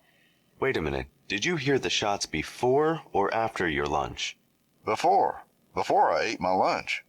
You heard shots before you ate your lunch? Let's see. Yes, I believe I did. Now, did you hear a shot either before or after lunch? It was before lunch. It was before lunch. You think it was before lunch you heard the shot? I believe it was. Yes, sir. My man was just hungry, bro. Let him fucking live, you know what I mean? While Doherty He doesn't know any insisted that better. Oswald had nothing in his hands when he arrived at work, it turned out that this certitude was based on nothing but a glance. Now, is that a very definite impression that you saw Oswald that morning when he came to work? Well, it's like this. I'll try to explain it to you this way. You see, I was sitting on the wrapping table, and when he came in the door, I just caught him out of the corner of my eye. Given that Fraser had eyes on Oswald for several minutes, the weight of evidence suggests he Right back after lunch, after seeing Oswald get assassinated, normal time to eat. carried a package to work on the morning of November the 22nd. A far more contentious question is whether the package carried by Oswald was the same as the brown paper bag discovered on the 6th floor. According to both Randall and Fraser, the only two witnesses known to have seen the package, the answer was a definite no. Now, was the length of the package any similar to the bag? Anywhere near similar? Well, it wasn't that long. I mean, it was folded down at the top, as I told you. It definitely wasn't that long. I told the FBI that as far as the length of the bag, I told them that was entirely too long. Their main source of contention was that the package carried by Oswald was shorter than the brown paper bag. The bag was just long enough to store the rifle in its disassembled state, so if the package carried by Oswald was much shorter, then it could not. Is the Zapruder film against the Twitch terms of service? The Zapruder film is probably against Twitch terms of service, but it also fails the Bechdel test. So I will not be watching. The only type of stuff that I watch is content that does not fail the Bechdel test. So, fun fact: 9/11 does not fail the Bechdel test. So that's why we watch 9/11 footage here. Have contained the rifle. Except Randall saw it briefly at a distance through a window, while Fraser never paid it much attention. Did it look to you as if there was something heavy in the package? Well, I'll be frank with you. I didn't pay much attention to the package. In fact, the length of the package seemed about as certain to Frazier as his lack of attention to it. I didn't pay much attention. I didn't pay too much attention. I didn't pay any attention to it. I didn't pay much attention to the package. I didn't look at the package very much. Like I say, I didn't pay that much God damn, bro. Okay, when you say it like that, we get it. attention to it. I didn't pay too much attention to how he carried the package at all. The tape and paper with which the brown paper bag had been constructed matched the tape and paper used to wrap books for shipping on the first floor of the book depository. Not only that, but a fingerprint and palm print matching that of Oswald were also found on the bag. In spite of all this, some authors refused to accept that the brown paper bag and the package carried by Oswald were one and the same. Instead, the argument tends to be that the bag was fabricated by authorities in an effort to frame Oswald. But you then have to square that against no curtain rods being found inside the book depository, Oswald already having curtains in his rented room in Dallas, him failing to obtain permission from his landlady to redecorate, him supposedly being in such urgent need of curtain rods that he just had to return to Irving on Thursday instead of waiting just one more day, him neglecting to mention anything about curtain rods to his wife and Ruth Payne upon his arrival, and that's despite the fact that Payne actually had some spare curtain rods in her garage. The same garage where Oswald stored his rifle. How did you learn of the shooting of President Kennedy? I was watching television and Ruth said someone had shot at the president. What did you say? It was hard for me to say anything. We both turned pale. I went to my room and cried. Did you think immediately that your husband might have been involved? No. Did Mrs. Payne say anything about the possibility of your husband being involved? No, but she only said that, by the way, they fired from the building in which Lee is working. My heart dropped. I then went to the garage to see whether the rifle was there, and I saw that the blanket was still there, and I said, thank God. Did you look in the blanket to see if the rifle was there? I didn't unroll the blanket. It was in its usual position, and it appeared to have something inside. When did you learn that the rifle was not in the blanket? When the police arrived and asked whether my husband had a rifle, and I said yes. Then what happened? They began to search the apartment. When they came to the garage and took the blanket, I thought, well, now they will find it. They opened the blanket, but there was no rifle there.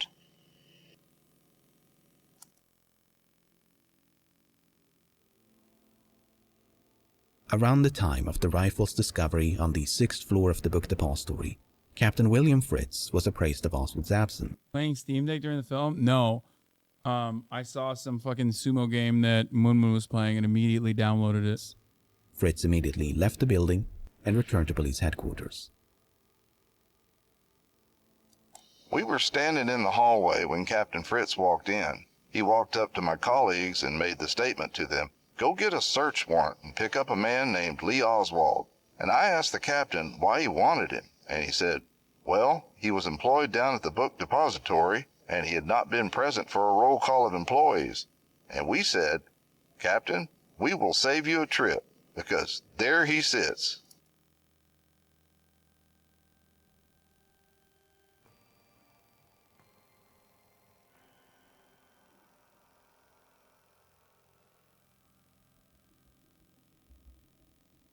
After escaping the book depository, Oswald boarded a bus right about here.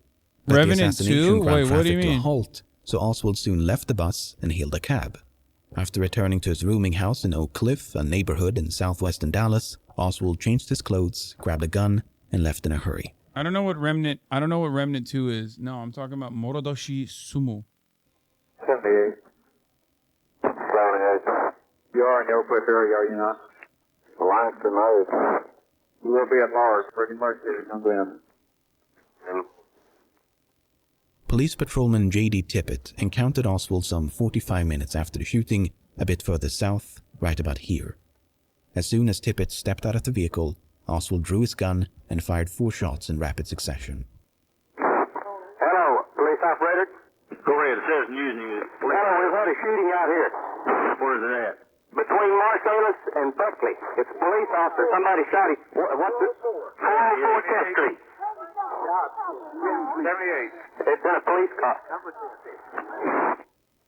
Notify one that the officer involved in the shooting, which is Officer J.D. Tippett, we believe, was pronounced DOA at Methodist 128.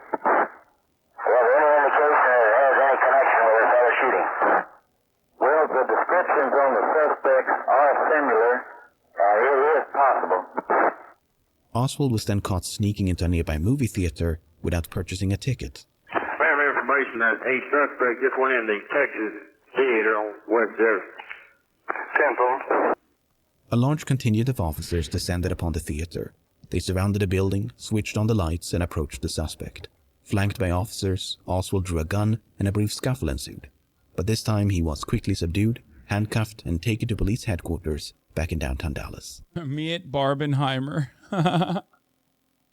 He didn't do nothing Over the wrong. next He 2 wanted to days, see between it. his arrest and untimely death, Lee Harvey Oswald was interrogated by members of the Dallas Police, FBI, Secret Service, among others. None of it was recorded. Did you have any tape recorders? No, sir. I don't have a tape recorder. We need one. If we had one at this time, we could have handled these conversations far better. The Dallas Police Department doesn't have one. No, sir. I have requested one several times, but so far, they haven't got me one. So, no one knows exactly what was said inside this room. Instead, we have to settle for the cliff notes, and of special interest to us is Oswald's alibi. These people have given me a hearing without legal representation or anything. Did you shoot the president? I didn't shoot anybody, no, sir. You just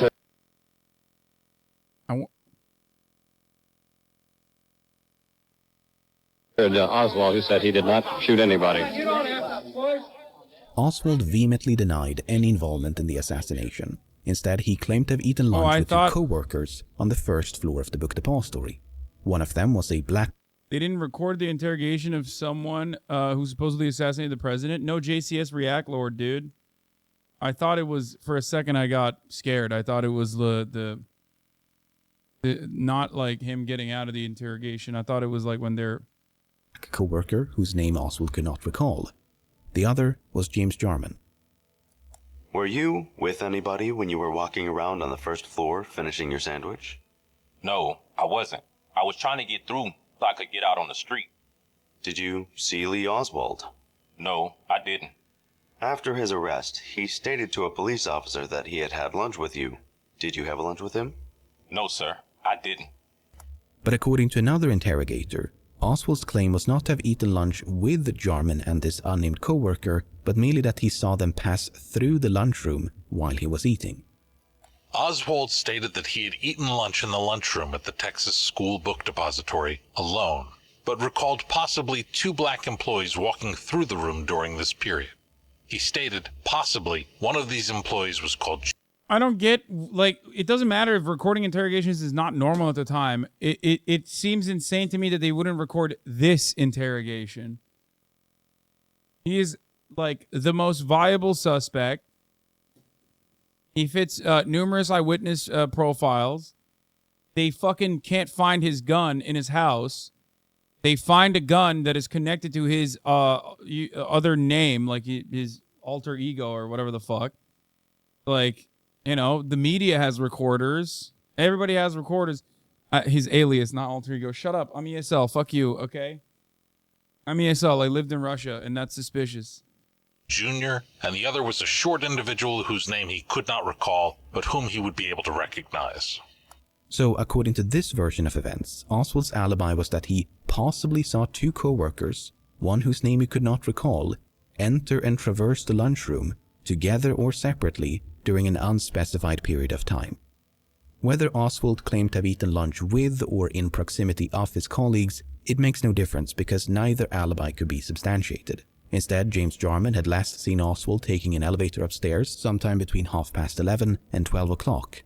William Shelley and Eddie Piper had last seen Oswald roaming about the first floor around noon, at which time Oswald had told Piper that he was either going out or going up to eat lunch. Then there's the account of Charles Givens. You may recall that Givens is officially recognized as the last person inside the book Depository known to have seen Oswald before the assassination. Their encounter was fixed at 11:55 and is supposed to have taken place on the 6th floor. But prior to relating this version of events, Givens had reportedly told the FBI that he saw Oswald on the 1st floor at 11:50, a statement which he later denied ever making. Either way, Oswald being on the first floor at noon does absolutely nothing to prevent him from being on the 6th half an hour later. Unless Carolyn Arnold is to be believed. As Mrs. Arnold was standing in front of the building, she stated she thought she caught a fleeting glimpse of Lee Harvey Oswald standing in the hallway between the front door and the double doors leading to the warehouse located on the first floor. She could not be sure that this was Oswald, but she said she felt it was and believed the time to be a few minutes before 12:15 p.m. So that would be about here. In a subsequent statement, Arnold claimed to have gone outside as late as 12:25, thereby pushing the time of her potential ground floor sighting of Oswald as close as 5 minutes before the shooting. Putting aside the fact that her observation was described as a fleeting glimpse and that she could not be certain of the man's identity, Arnold herself will later deny it ever happened. That is completely foreign to me. It would have forced me to have been turning back around to the building when, in fact, I was trying to watch the parade. Why would I be looking back inside the building? That doesn't make any sense to me. Instead, Arnold claimed that this encounter had actually taken place in the second-floor lunchroom. I do not recall that Oswald was doing anything. I just recall that he was sitting there in one of the booth seats on the right-hand side of the room as you go in. He was alone, as usual, and appeared to be having lunch. I did not speak to him, but I recognized him clearly. The problem with both of these accounts is that none of her colleagues reported anything remotely similar. Whether it was the first or second floor, Oswald was apparently invisible to everyone but Arnold. Besides, it took Arnold 15 years to relate her revised version of events. Not ideal for such a time-sensitive issue. That being said, depending on what conspiracy theory you're willing to entertain, there are ways to interpret what Oswald told his interrogators so that it aligns with either one of Arnold's accounts. Bro, this is one half of an Oppenheimer flick. Like, it's crazy. I don't know. I feel like the pacing would be a little bit faster. Take this one, for instance. Oswald stated he was starting to present get for tired. work at the book depository on the morning of November the 22nd, and at noon went to lunch. He went to the second floor to get a Coca-Cola and returned to the first floor to eat lunch. Then he went outside to watch the presidential... I just remembered, isn't he free, like in house arrest currently? No, he's dead. Spoiler alert. Dead. He got killed shortly after, while in police custody. You're thinking of you're thinking of the other Kennedy, and who also had mysterious circumstances about his assassination by Sirhan, who is free now. Yes. There were certainly other Kennedys that also died under mysterious circumstances. Parade. This claim is interesting because in the early days of the assassination, it appeared to be supported by photographic evidence. But this figure was quickly identified as Billy Lovelady, a man who bore such a close resemblance to Oswald that when footage of Oswald first appeared on television, Lovelady's stepchildren thought it was him. Now, speaking only for myself here, really? Am I missing something here? Because they're not exactly doppelgangers, right? Anyway, in recent years, another such figure, this time with even fewer pixels to work with, has once... Anti-white racism, brother, that's what it is. It's just like classic, many such cases. That's what happened there. Again, been the subject of debate. Because this much of a person can't be positively identified, some believe it, therefore, it must be Oswald.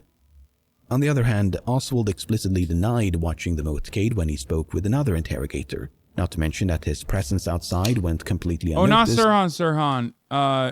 Hinckley. That's the one who got out. You're right. Sirhan was slated to be released. The guy who shot Reagan. Now, of course, in my opinion, you keep him in there. You know what I mean? Because when you come at the king, you best not miss. Or use a 22. And Hinckley, of course, unfortunately failed. By all those who did watch the motorcade. Now, there's one final account of Oswald's supposed alibi that stands out from the rest. It stands out because it really skirts the line of self-incrimination.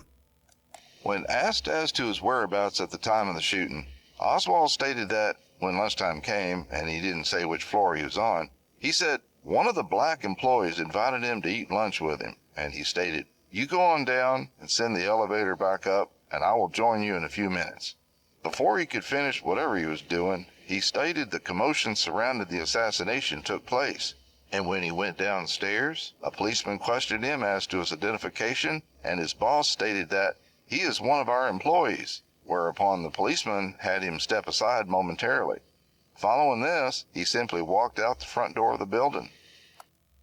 If this is an accurate recollection of what Oswald said, he placed himself on a floor above the second at the time of the shooting.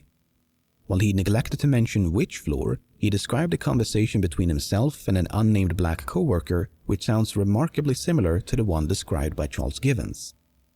This would mean that Oswald, seemingly by accident, placed himself on the 6th floor during the shooting. After that horribly confusing mishmash of stories, what have we learned?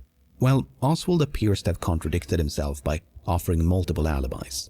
It's also possible that what he said was misunderstood or otherwise misrepresented by the interrogation participants.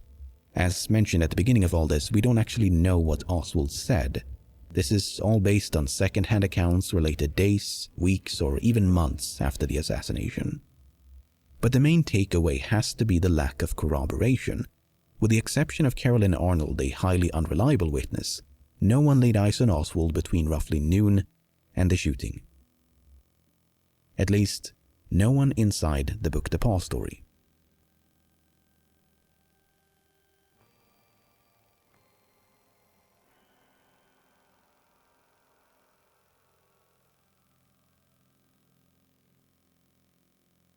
Among those who witnessed the sniper in the sniper's nest, Howard Brennan was the only one who thought he could identify the gunman. At least, that's what he stated initially. Within a few hours of the shooting, Brennan had become far less certain. Upon arrival at the police station, Mr. Brennan said, "I don't know if I can do you any good or not, because I've seen the man that they have under arrest on television." And he said, "I just don't know whether I can identify him positively or not." Because he said that the man on television was a bit disheveled, and his shirt was open or something like that. And he said, "The man I saw in the book Depository was not in that condition." Brennan was then brought down to the basement of the police station to view a lineup of suspects. Among them was Oswald. Mr. Brennan looked very carefully, and he said, "I cannot positively say." I said, "Well, is there anyone there that looks like the man in the book Depository?" He said, "Well, that second man from the left, who was Oswald, he looks like him." Then he Like an Oscar is scab shit. repeated that the man he saw in the book Depository was not disheveled. So that's not ideal. While Brennan did pick Oswald from a lineup, that identification was far from certain. But if Brennan is to be believed, this uncertainty was not genuine, but merely an act intended to protect his family. I believed at that time, and I still believe, the assassination was a communist activity. And I felt like there hadn't been more than one eyewitness. And if it got to be a known fact that I was an eyewitness, my family or I, either one, might not be safe. Well, if you wouldn't have identified Oswald during the lineup, might he not have been released by the police? No, I already knew they had the man for murder, and I knew he would not be released. The murder of whom? Of Officer J.D. Tippett. Well, what happened in between to change your mind, that you later decided to come forth and tell the FBI that you could identify him?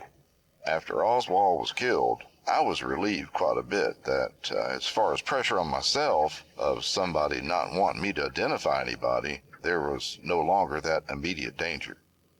Mr. Brennan, could you tell us now whether you can or cannot positively identify the man you saw in the 6th floor window as the same man that you saw in the police station? I could at that time. I could, with all sincerity, identify him as being the same man. So, according to Brennan, within a few hours of the assassination, he'd become concerned that it... Okay, bro, what the fuck? Are they just straight showing it? Are they...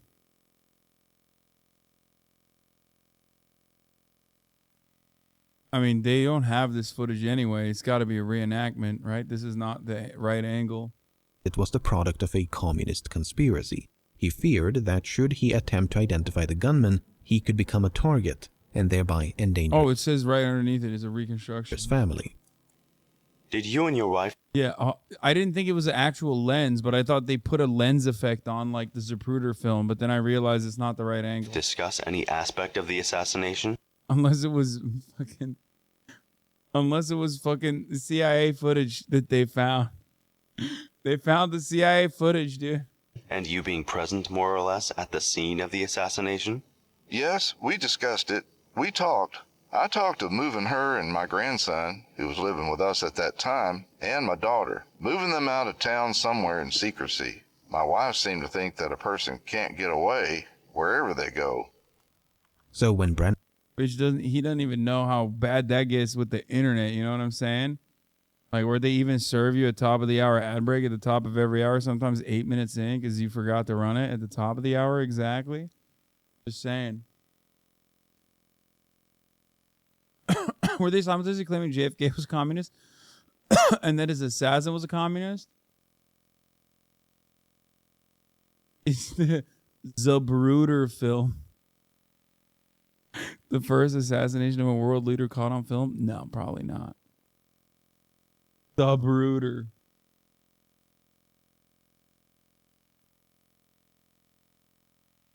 Zapruder. Okay, I'm running the 3-minute break. Dude, I'm so fucking tired. Holy shit. Brandon was brought down to view a lineup later that evening. He feigned uncertainty to protect his family.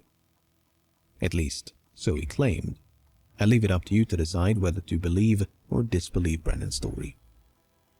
I don't think they will declassify Sunday JFK's morning. assassination. I know I said something to that. I know I said something about that recently, but I don't believe it. November the 24th, Oswald was scheduled for transfer from the city to the county jail. Reporting from outside the police station, a local news correspondent couldn't help but to jinx the whole shebang. Now, this is the armored truck that will carry Lee Harold Oswald from the basement here of Dallas Police Headquarters downtown to the Dallas County Sheriff's Office and the Dallas County Jail. Strict security precautions have been exercised from the very beginning and have been even increased this morning as fear arises and grows stronger that someone may attempt to take the life of the man accused of murdering the President of the United States.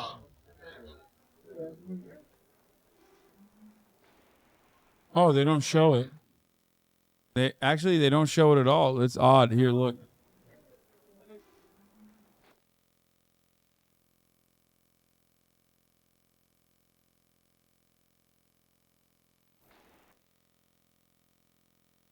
Reporter pre-watch, dude. It's fucking nuts. Look, this man right here. Look alive! Thank you for protecting us. Yeah, thank you, Twitch, for protecting us from the scariness of history, which is right.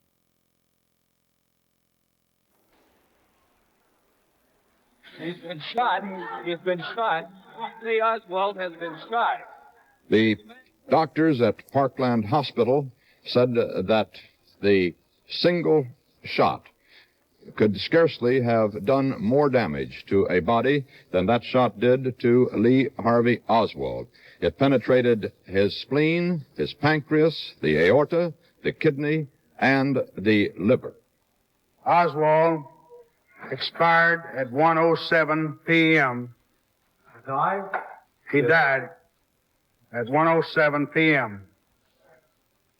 We have arrested the man. The man will be charged with murder. Who is he? The suspect's name is Jack Rubenstein, I believe. He goes by the name of Jack Ruby. That's all I have to say.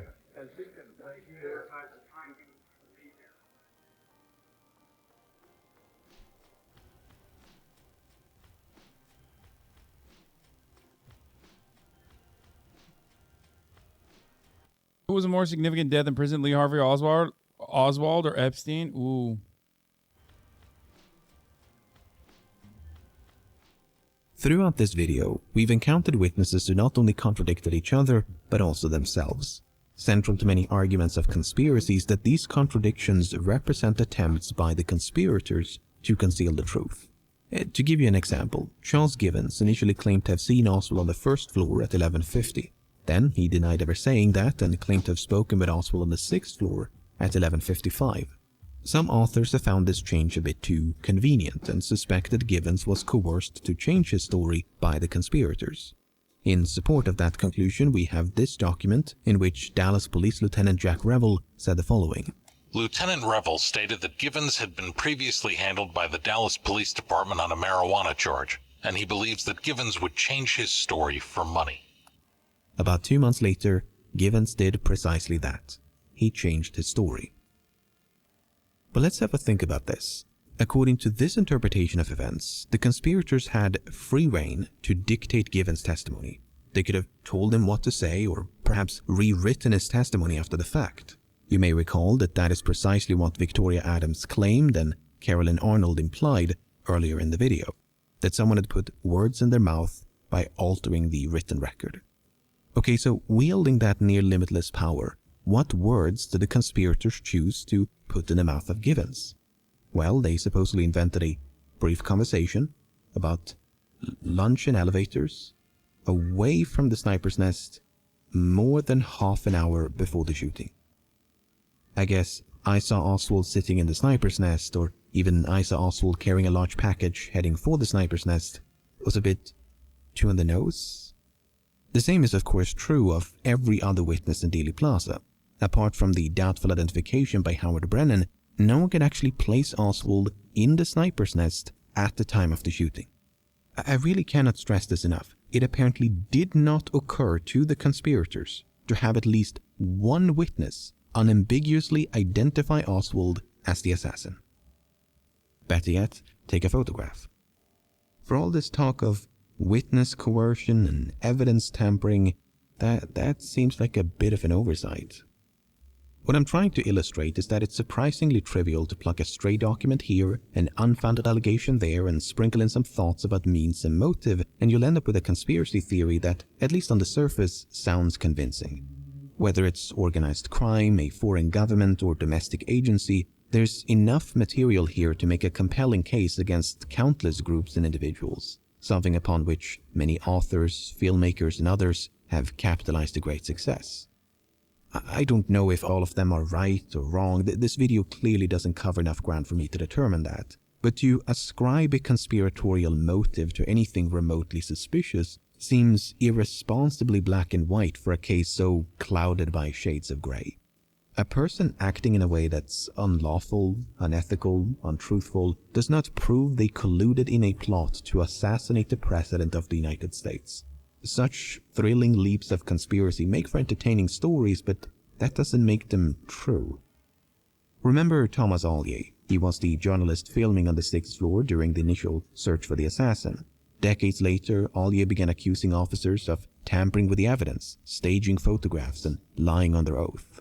The veracity of those allegations aside, the fascinating thing about Ollier is that he never... I think the most suspicious thing is that they picked up one white man in a building full of black men when it would have been so easy for them to do so, to go with like the regular order of business for the Dallas Police Department and be like, a black man must have done it. Is that what you mean? That tree line didn't look too concealing, good line of sight. No, the tree line directly during the shot was interfering with his line of sight. Believed Kennedy fell victim to a conspiracy. Ollier had a refreshingly nuanced take on the assassination by recognizing that evidence of corruption is not the same as evidence of conspiracy. Sloppy police work neither began nor ended with the Kennedy assassination, and people lie for all sorts of reasons. Loyalty, embarrassment, fear, pride, attention, power, money. There's no shortage of motivations to choose from. Besides, what kind of clueless masterminds would allow a cameraman to casually film their supposed cover-up? Something I found myself doing a lot while making this video was attempting to view the assassination from the perspective of the alleged conspiracy. You're spreading misinformation? About what? By watching this? Is that what you're saying?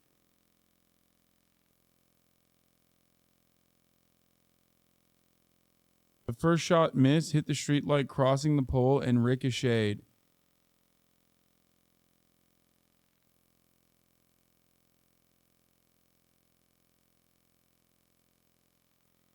The tree line didn't affect anything.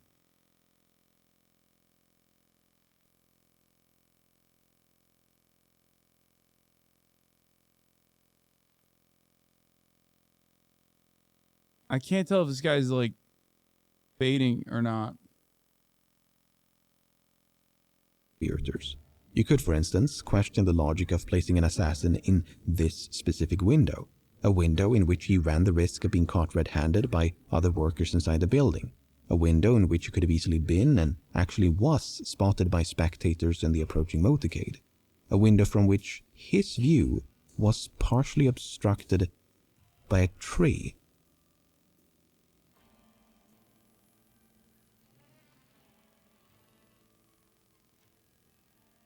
You can also question the logic of using a sniper to shoot at a moving target in the first place, especially when that person had a tendency to stand still in very exposed public places. If Oswald acted alone and the assassination was a crime of opportunity, these less than ideal choices start to make a lot more sense. He found himself at the right place at the right time, had mere days to prepare, and used the only building to which he had access. But for a group of conspirators to handicap their own assassination plot requires a bit more ingenuity to explain. He was a patsy, he was supposed to get caught, there were multiple assassins, you know the drill. But there's so much of that in this case. So much had to go just right for a conspiracy and the subsequent cover-up to succeed. From the roundabout process by which Oswald was hired at the Book Depository to the selection of the motorcade route.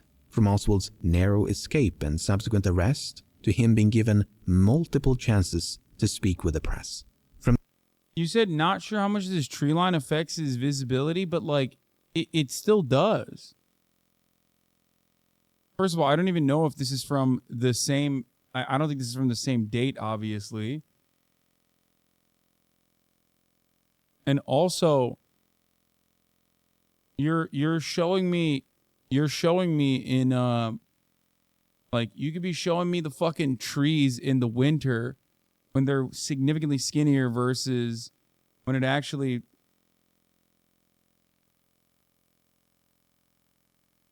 This is Zoomer speak using social justice and therapy language on shit they barely know about. No, in the video that they're showing, it's a recreation.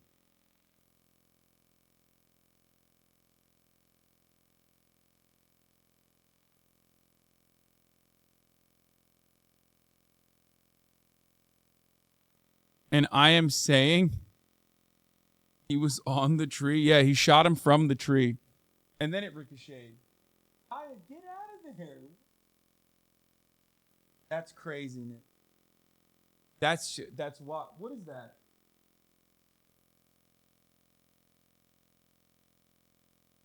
We have reached new... Okay, I have to explain something here. We've reached new puzzle moves. There is in a bag underneath my table. All of Kaya's puzzles are there. I didn't realize that some of those puzzles still had treats in them. Kaya went into the bag, picked one of the puzzles, picked the cap off the puzzle, carried the treat inside of the cap, dropped it over there, ate the treat, and now is just chewing on the puzzle piece.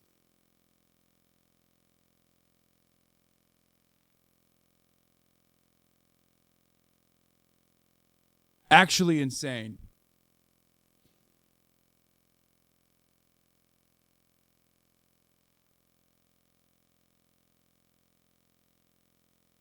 My favorite theory is the additional accidental shot from the car behind the recruit who was holding an AR. Without full metal jacket, the head explosion. The car lurches forward and he was getting up out of the seat.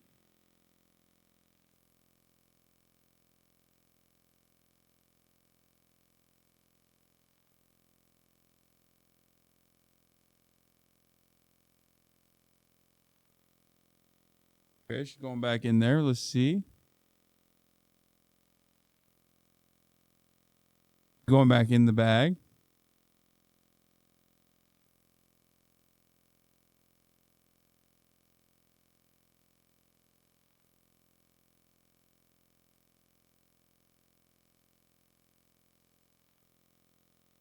I'm going to pick up another. Wait, hold on.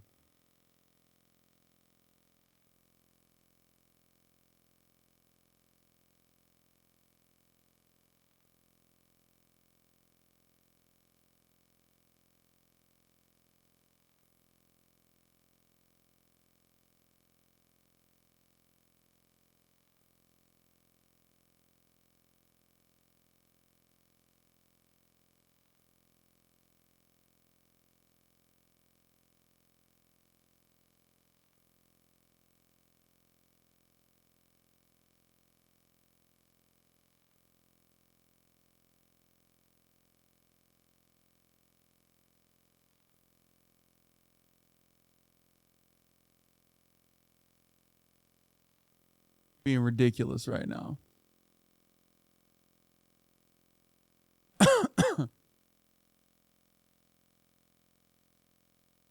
Being absolutely ridiculous. From the supposed tampering, suppression, and planting of evidence to dozens of expert witnesses being successfully fooled or coaxed to lie under oath. Not only would a plan as complex and prolonged as this one have been difficult to predict with countless points of failure, but it seems, and excuse my language here, a bit overkill. Yes, Kennedy was the President of the United States, but he was not exactly difficult to access. He was rather famous for abandoning his Secret Service detail and wandering off into crowds. In fact, that's precisely what he did on multiple occasions during this very trip. Now decided to shake hands with one or two more people, but this is the moment where the Secret Service has its point of tension. They say, when the president stops moving, that's when we're concerned, because that is when the possibility of trouble comes to the forefront. This was one of those impromptu moments for which President Kennedy is so well known.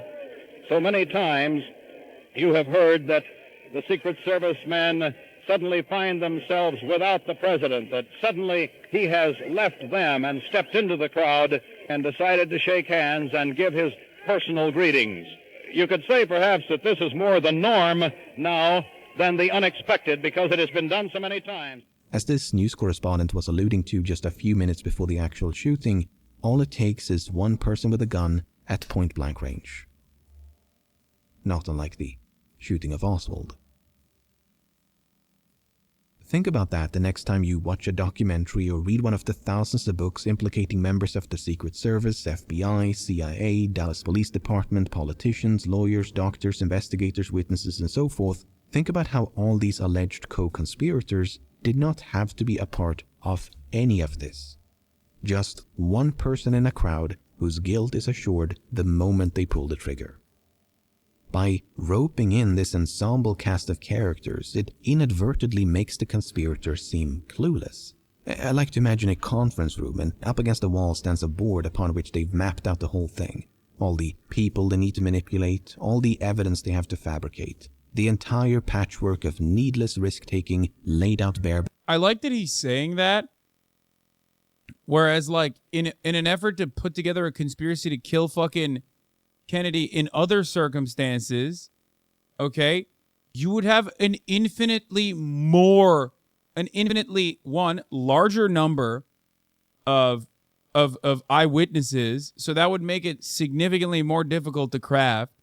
You also do not have an accurate route of where he's going. In most other circumstances, when a president, regardless of what they're doing, is not going to go, the president, when he's doing like a speech or whatever, there's always it's going to be more difficult to execute something like that during a speech, because I feel like there's more Secret Service detail during a speech. I don't know. JFK wasn't even fucking assassinated. Trump decided to become president after meeting him in 2014. JFK and his son have been in witness protection for decades. Where we go one, we go all. The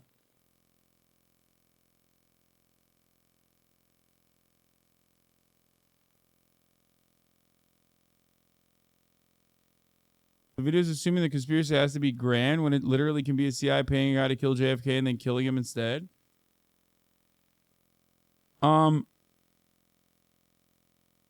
You're wrong. JFK was infamously shitty at following security advice. Okay.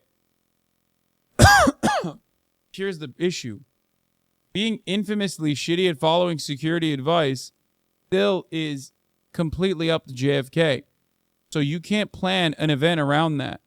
Whereas you can plan an event around a scheduled motorcade. You see what I'm saying? Like, you keep saying, oh, there's easier ways to kill him. Sure, but there aren't easier ways to schedule it if you are to put together like a scheduled event.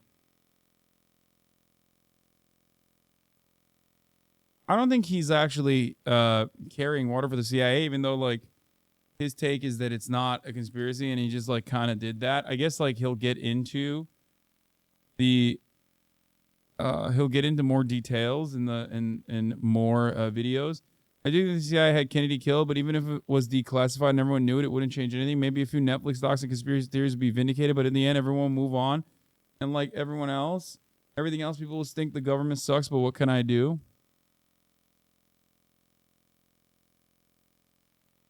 You're really clutching here. He talked about the haphazard way Oswald got that job and how the route was chosen.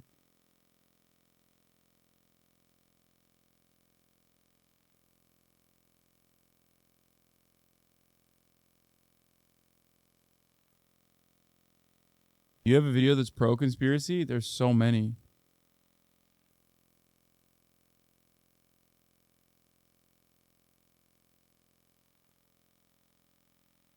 It's also the same CIA they use Looney Tunes as cigars against Castro and fail. Just because it's convoluted doesn't mean it's untrue.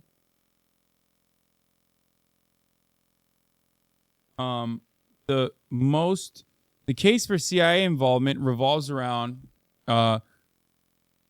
Lee Harvey Oswald being a patsy or an asset for the CIA, possibly naval intelligence, and the CIA working a rogue unit under the CIA, or potentially the CIA working to assassinate JFK because of the Bay of Pigs, and also the JFK saying he was going to rip the CIA to bits and pieces.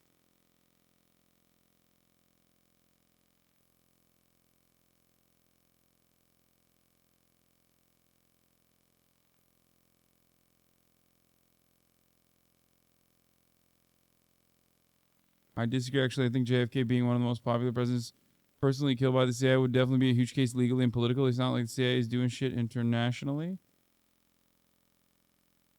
It's not like the CIA doing shit internationally. Oh, that's what you're saying. Stop guessing. You sound insane.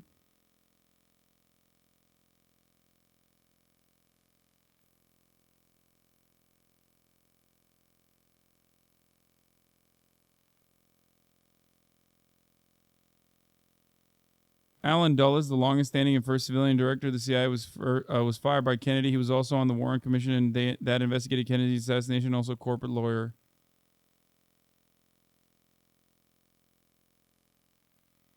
So Oswald is a CIA asset that randomly gets a job at a bookstore 2 weeks before the route is even decided to go past the building. I mean, that part isn't that suspicious to me at all. I don't understand. Like, they say, oh, they haphazardly decided on that route, but I don't think presidential security detail makes decisions like that haphazardly. I just don't believe that. I think that they probably would arrange something like that ahead of time, knowing full well that that was going to happen in advance. I don't know why people immediately are like, oh yeah, that was a random route. Like, that seems off. If anything, him getting the job randomly, that is more suspicious.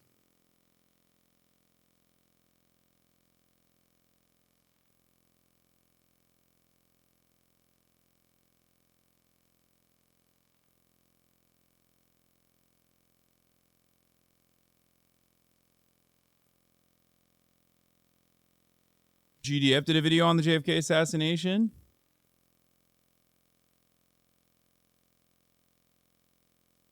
JFK changed the route on the 18th, and it's documented, and it happened on the 22nd, and the guy had been working there for a while.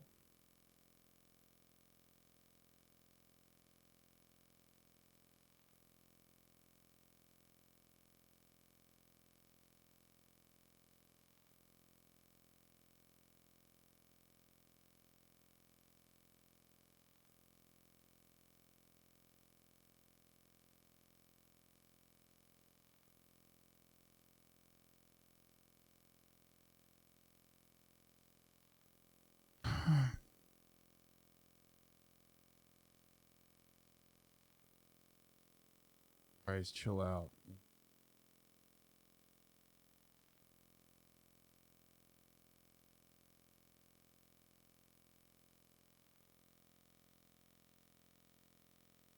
Why are links disabled right now? GDF is 24 minutes. I don't know if I want to watch another 24-minute video. I have to pee. And they looked at that and then I'll be looked at back. each other and went, yep, that's a solid plan. But even then, even if we assume the conspirators didn't really think it through or, I don't know, made it up as they went along, that doesn't really jibe with them not getting caught. Something that would have taken a lot of planning, skill, and ingenuity. So I guess you somehow have to convince yourself that they were clueless enough to wing the crime of the century, yet clever enough to get away with it. And therefore, there was no conspiracy. No, I don't believe any of these arguments make it impossible for others to have been involved. They just make it a bit more difficult to keep that tinfoil hat firmly in place. I mean, if there was an argument with which to close the book on this case, I would not be the first to think of it nearly 6 decades and a continent removed from the events in question. I can guarantee you that much. Also, the word conspiracy doesn't even necessarily mean that there were other people involved in the planning and execution of the assassination. For instance, there's what some refer to as a benign conspiracy. This typically means that there was a cover-up, but it was not motivated by the concealment of complicity, as is so often assumed. Instead, Oswald did act alone, but there was some other motive behind the suppression of evidence. A common one being that federal agencies attempted to save face by concealing or downplaying the full extent of their failure to prevent the assassination. I mean, a known communist with ties to Russia blindsiding the entire intelligence community by assassinating the commander-in-chief on a public street in broad daylight at the height of the Cold War is not exactly resume material. Point being, The search continues for answers to lingering questions stemming from the JFK assassination. A judge upheld an order by President Joe Brandon keeping thousands of documents from the investigation under wraps. Wait, what the fuck? But according to the New York Times, 4,684 of the files remain either partially or fully withheld from the public's eye. Huh.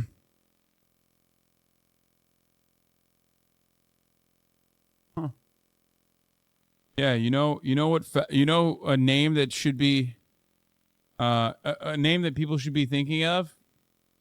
Joe Brandon, baby. That's right. We know who did it. Just come clean, bitch. Come fucking clean, man. Look alive, Jack.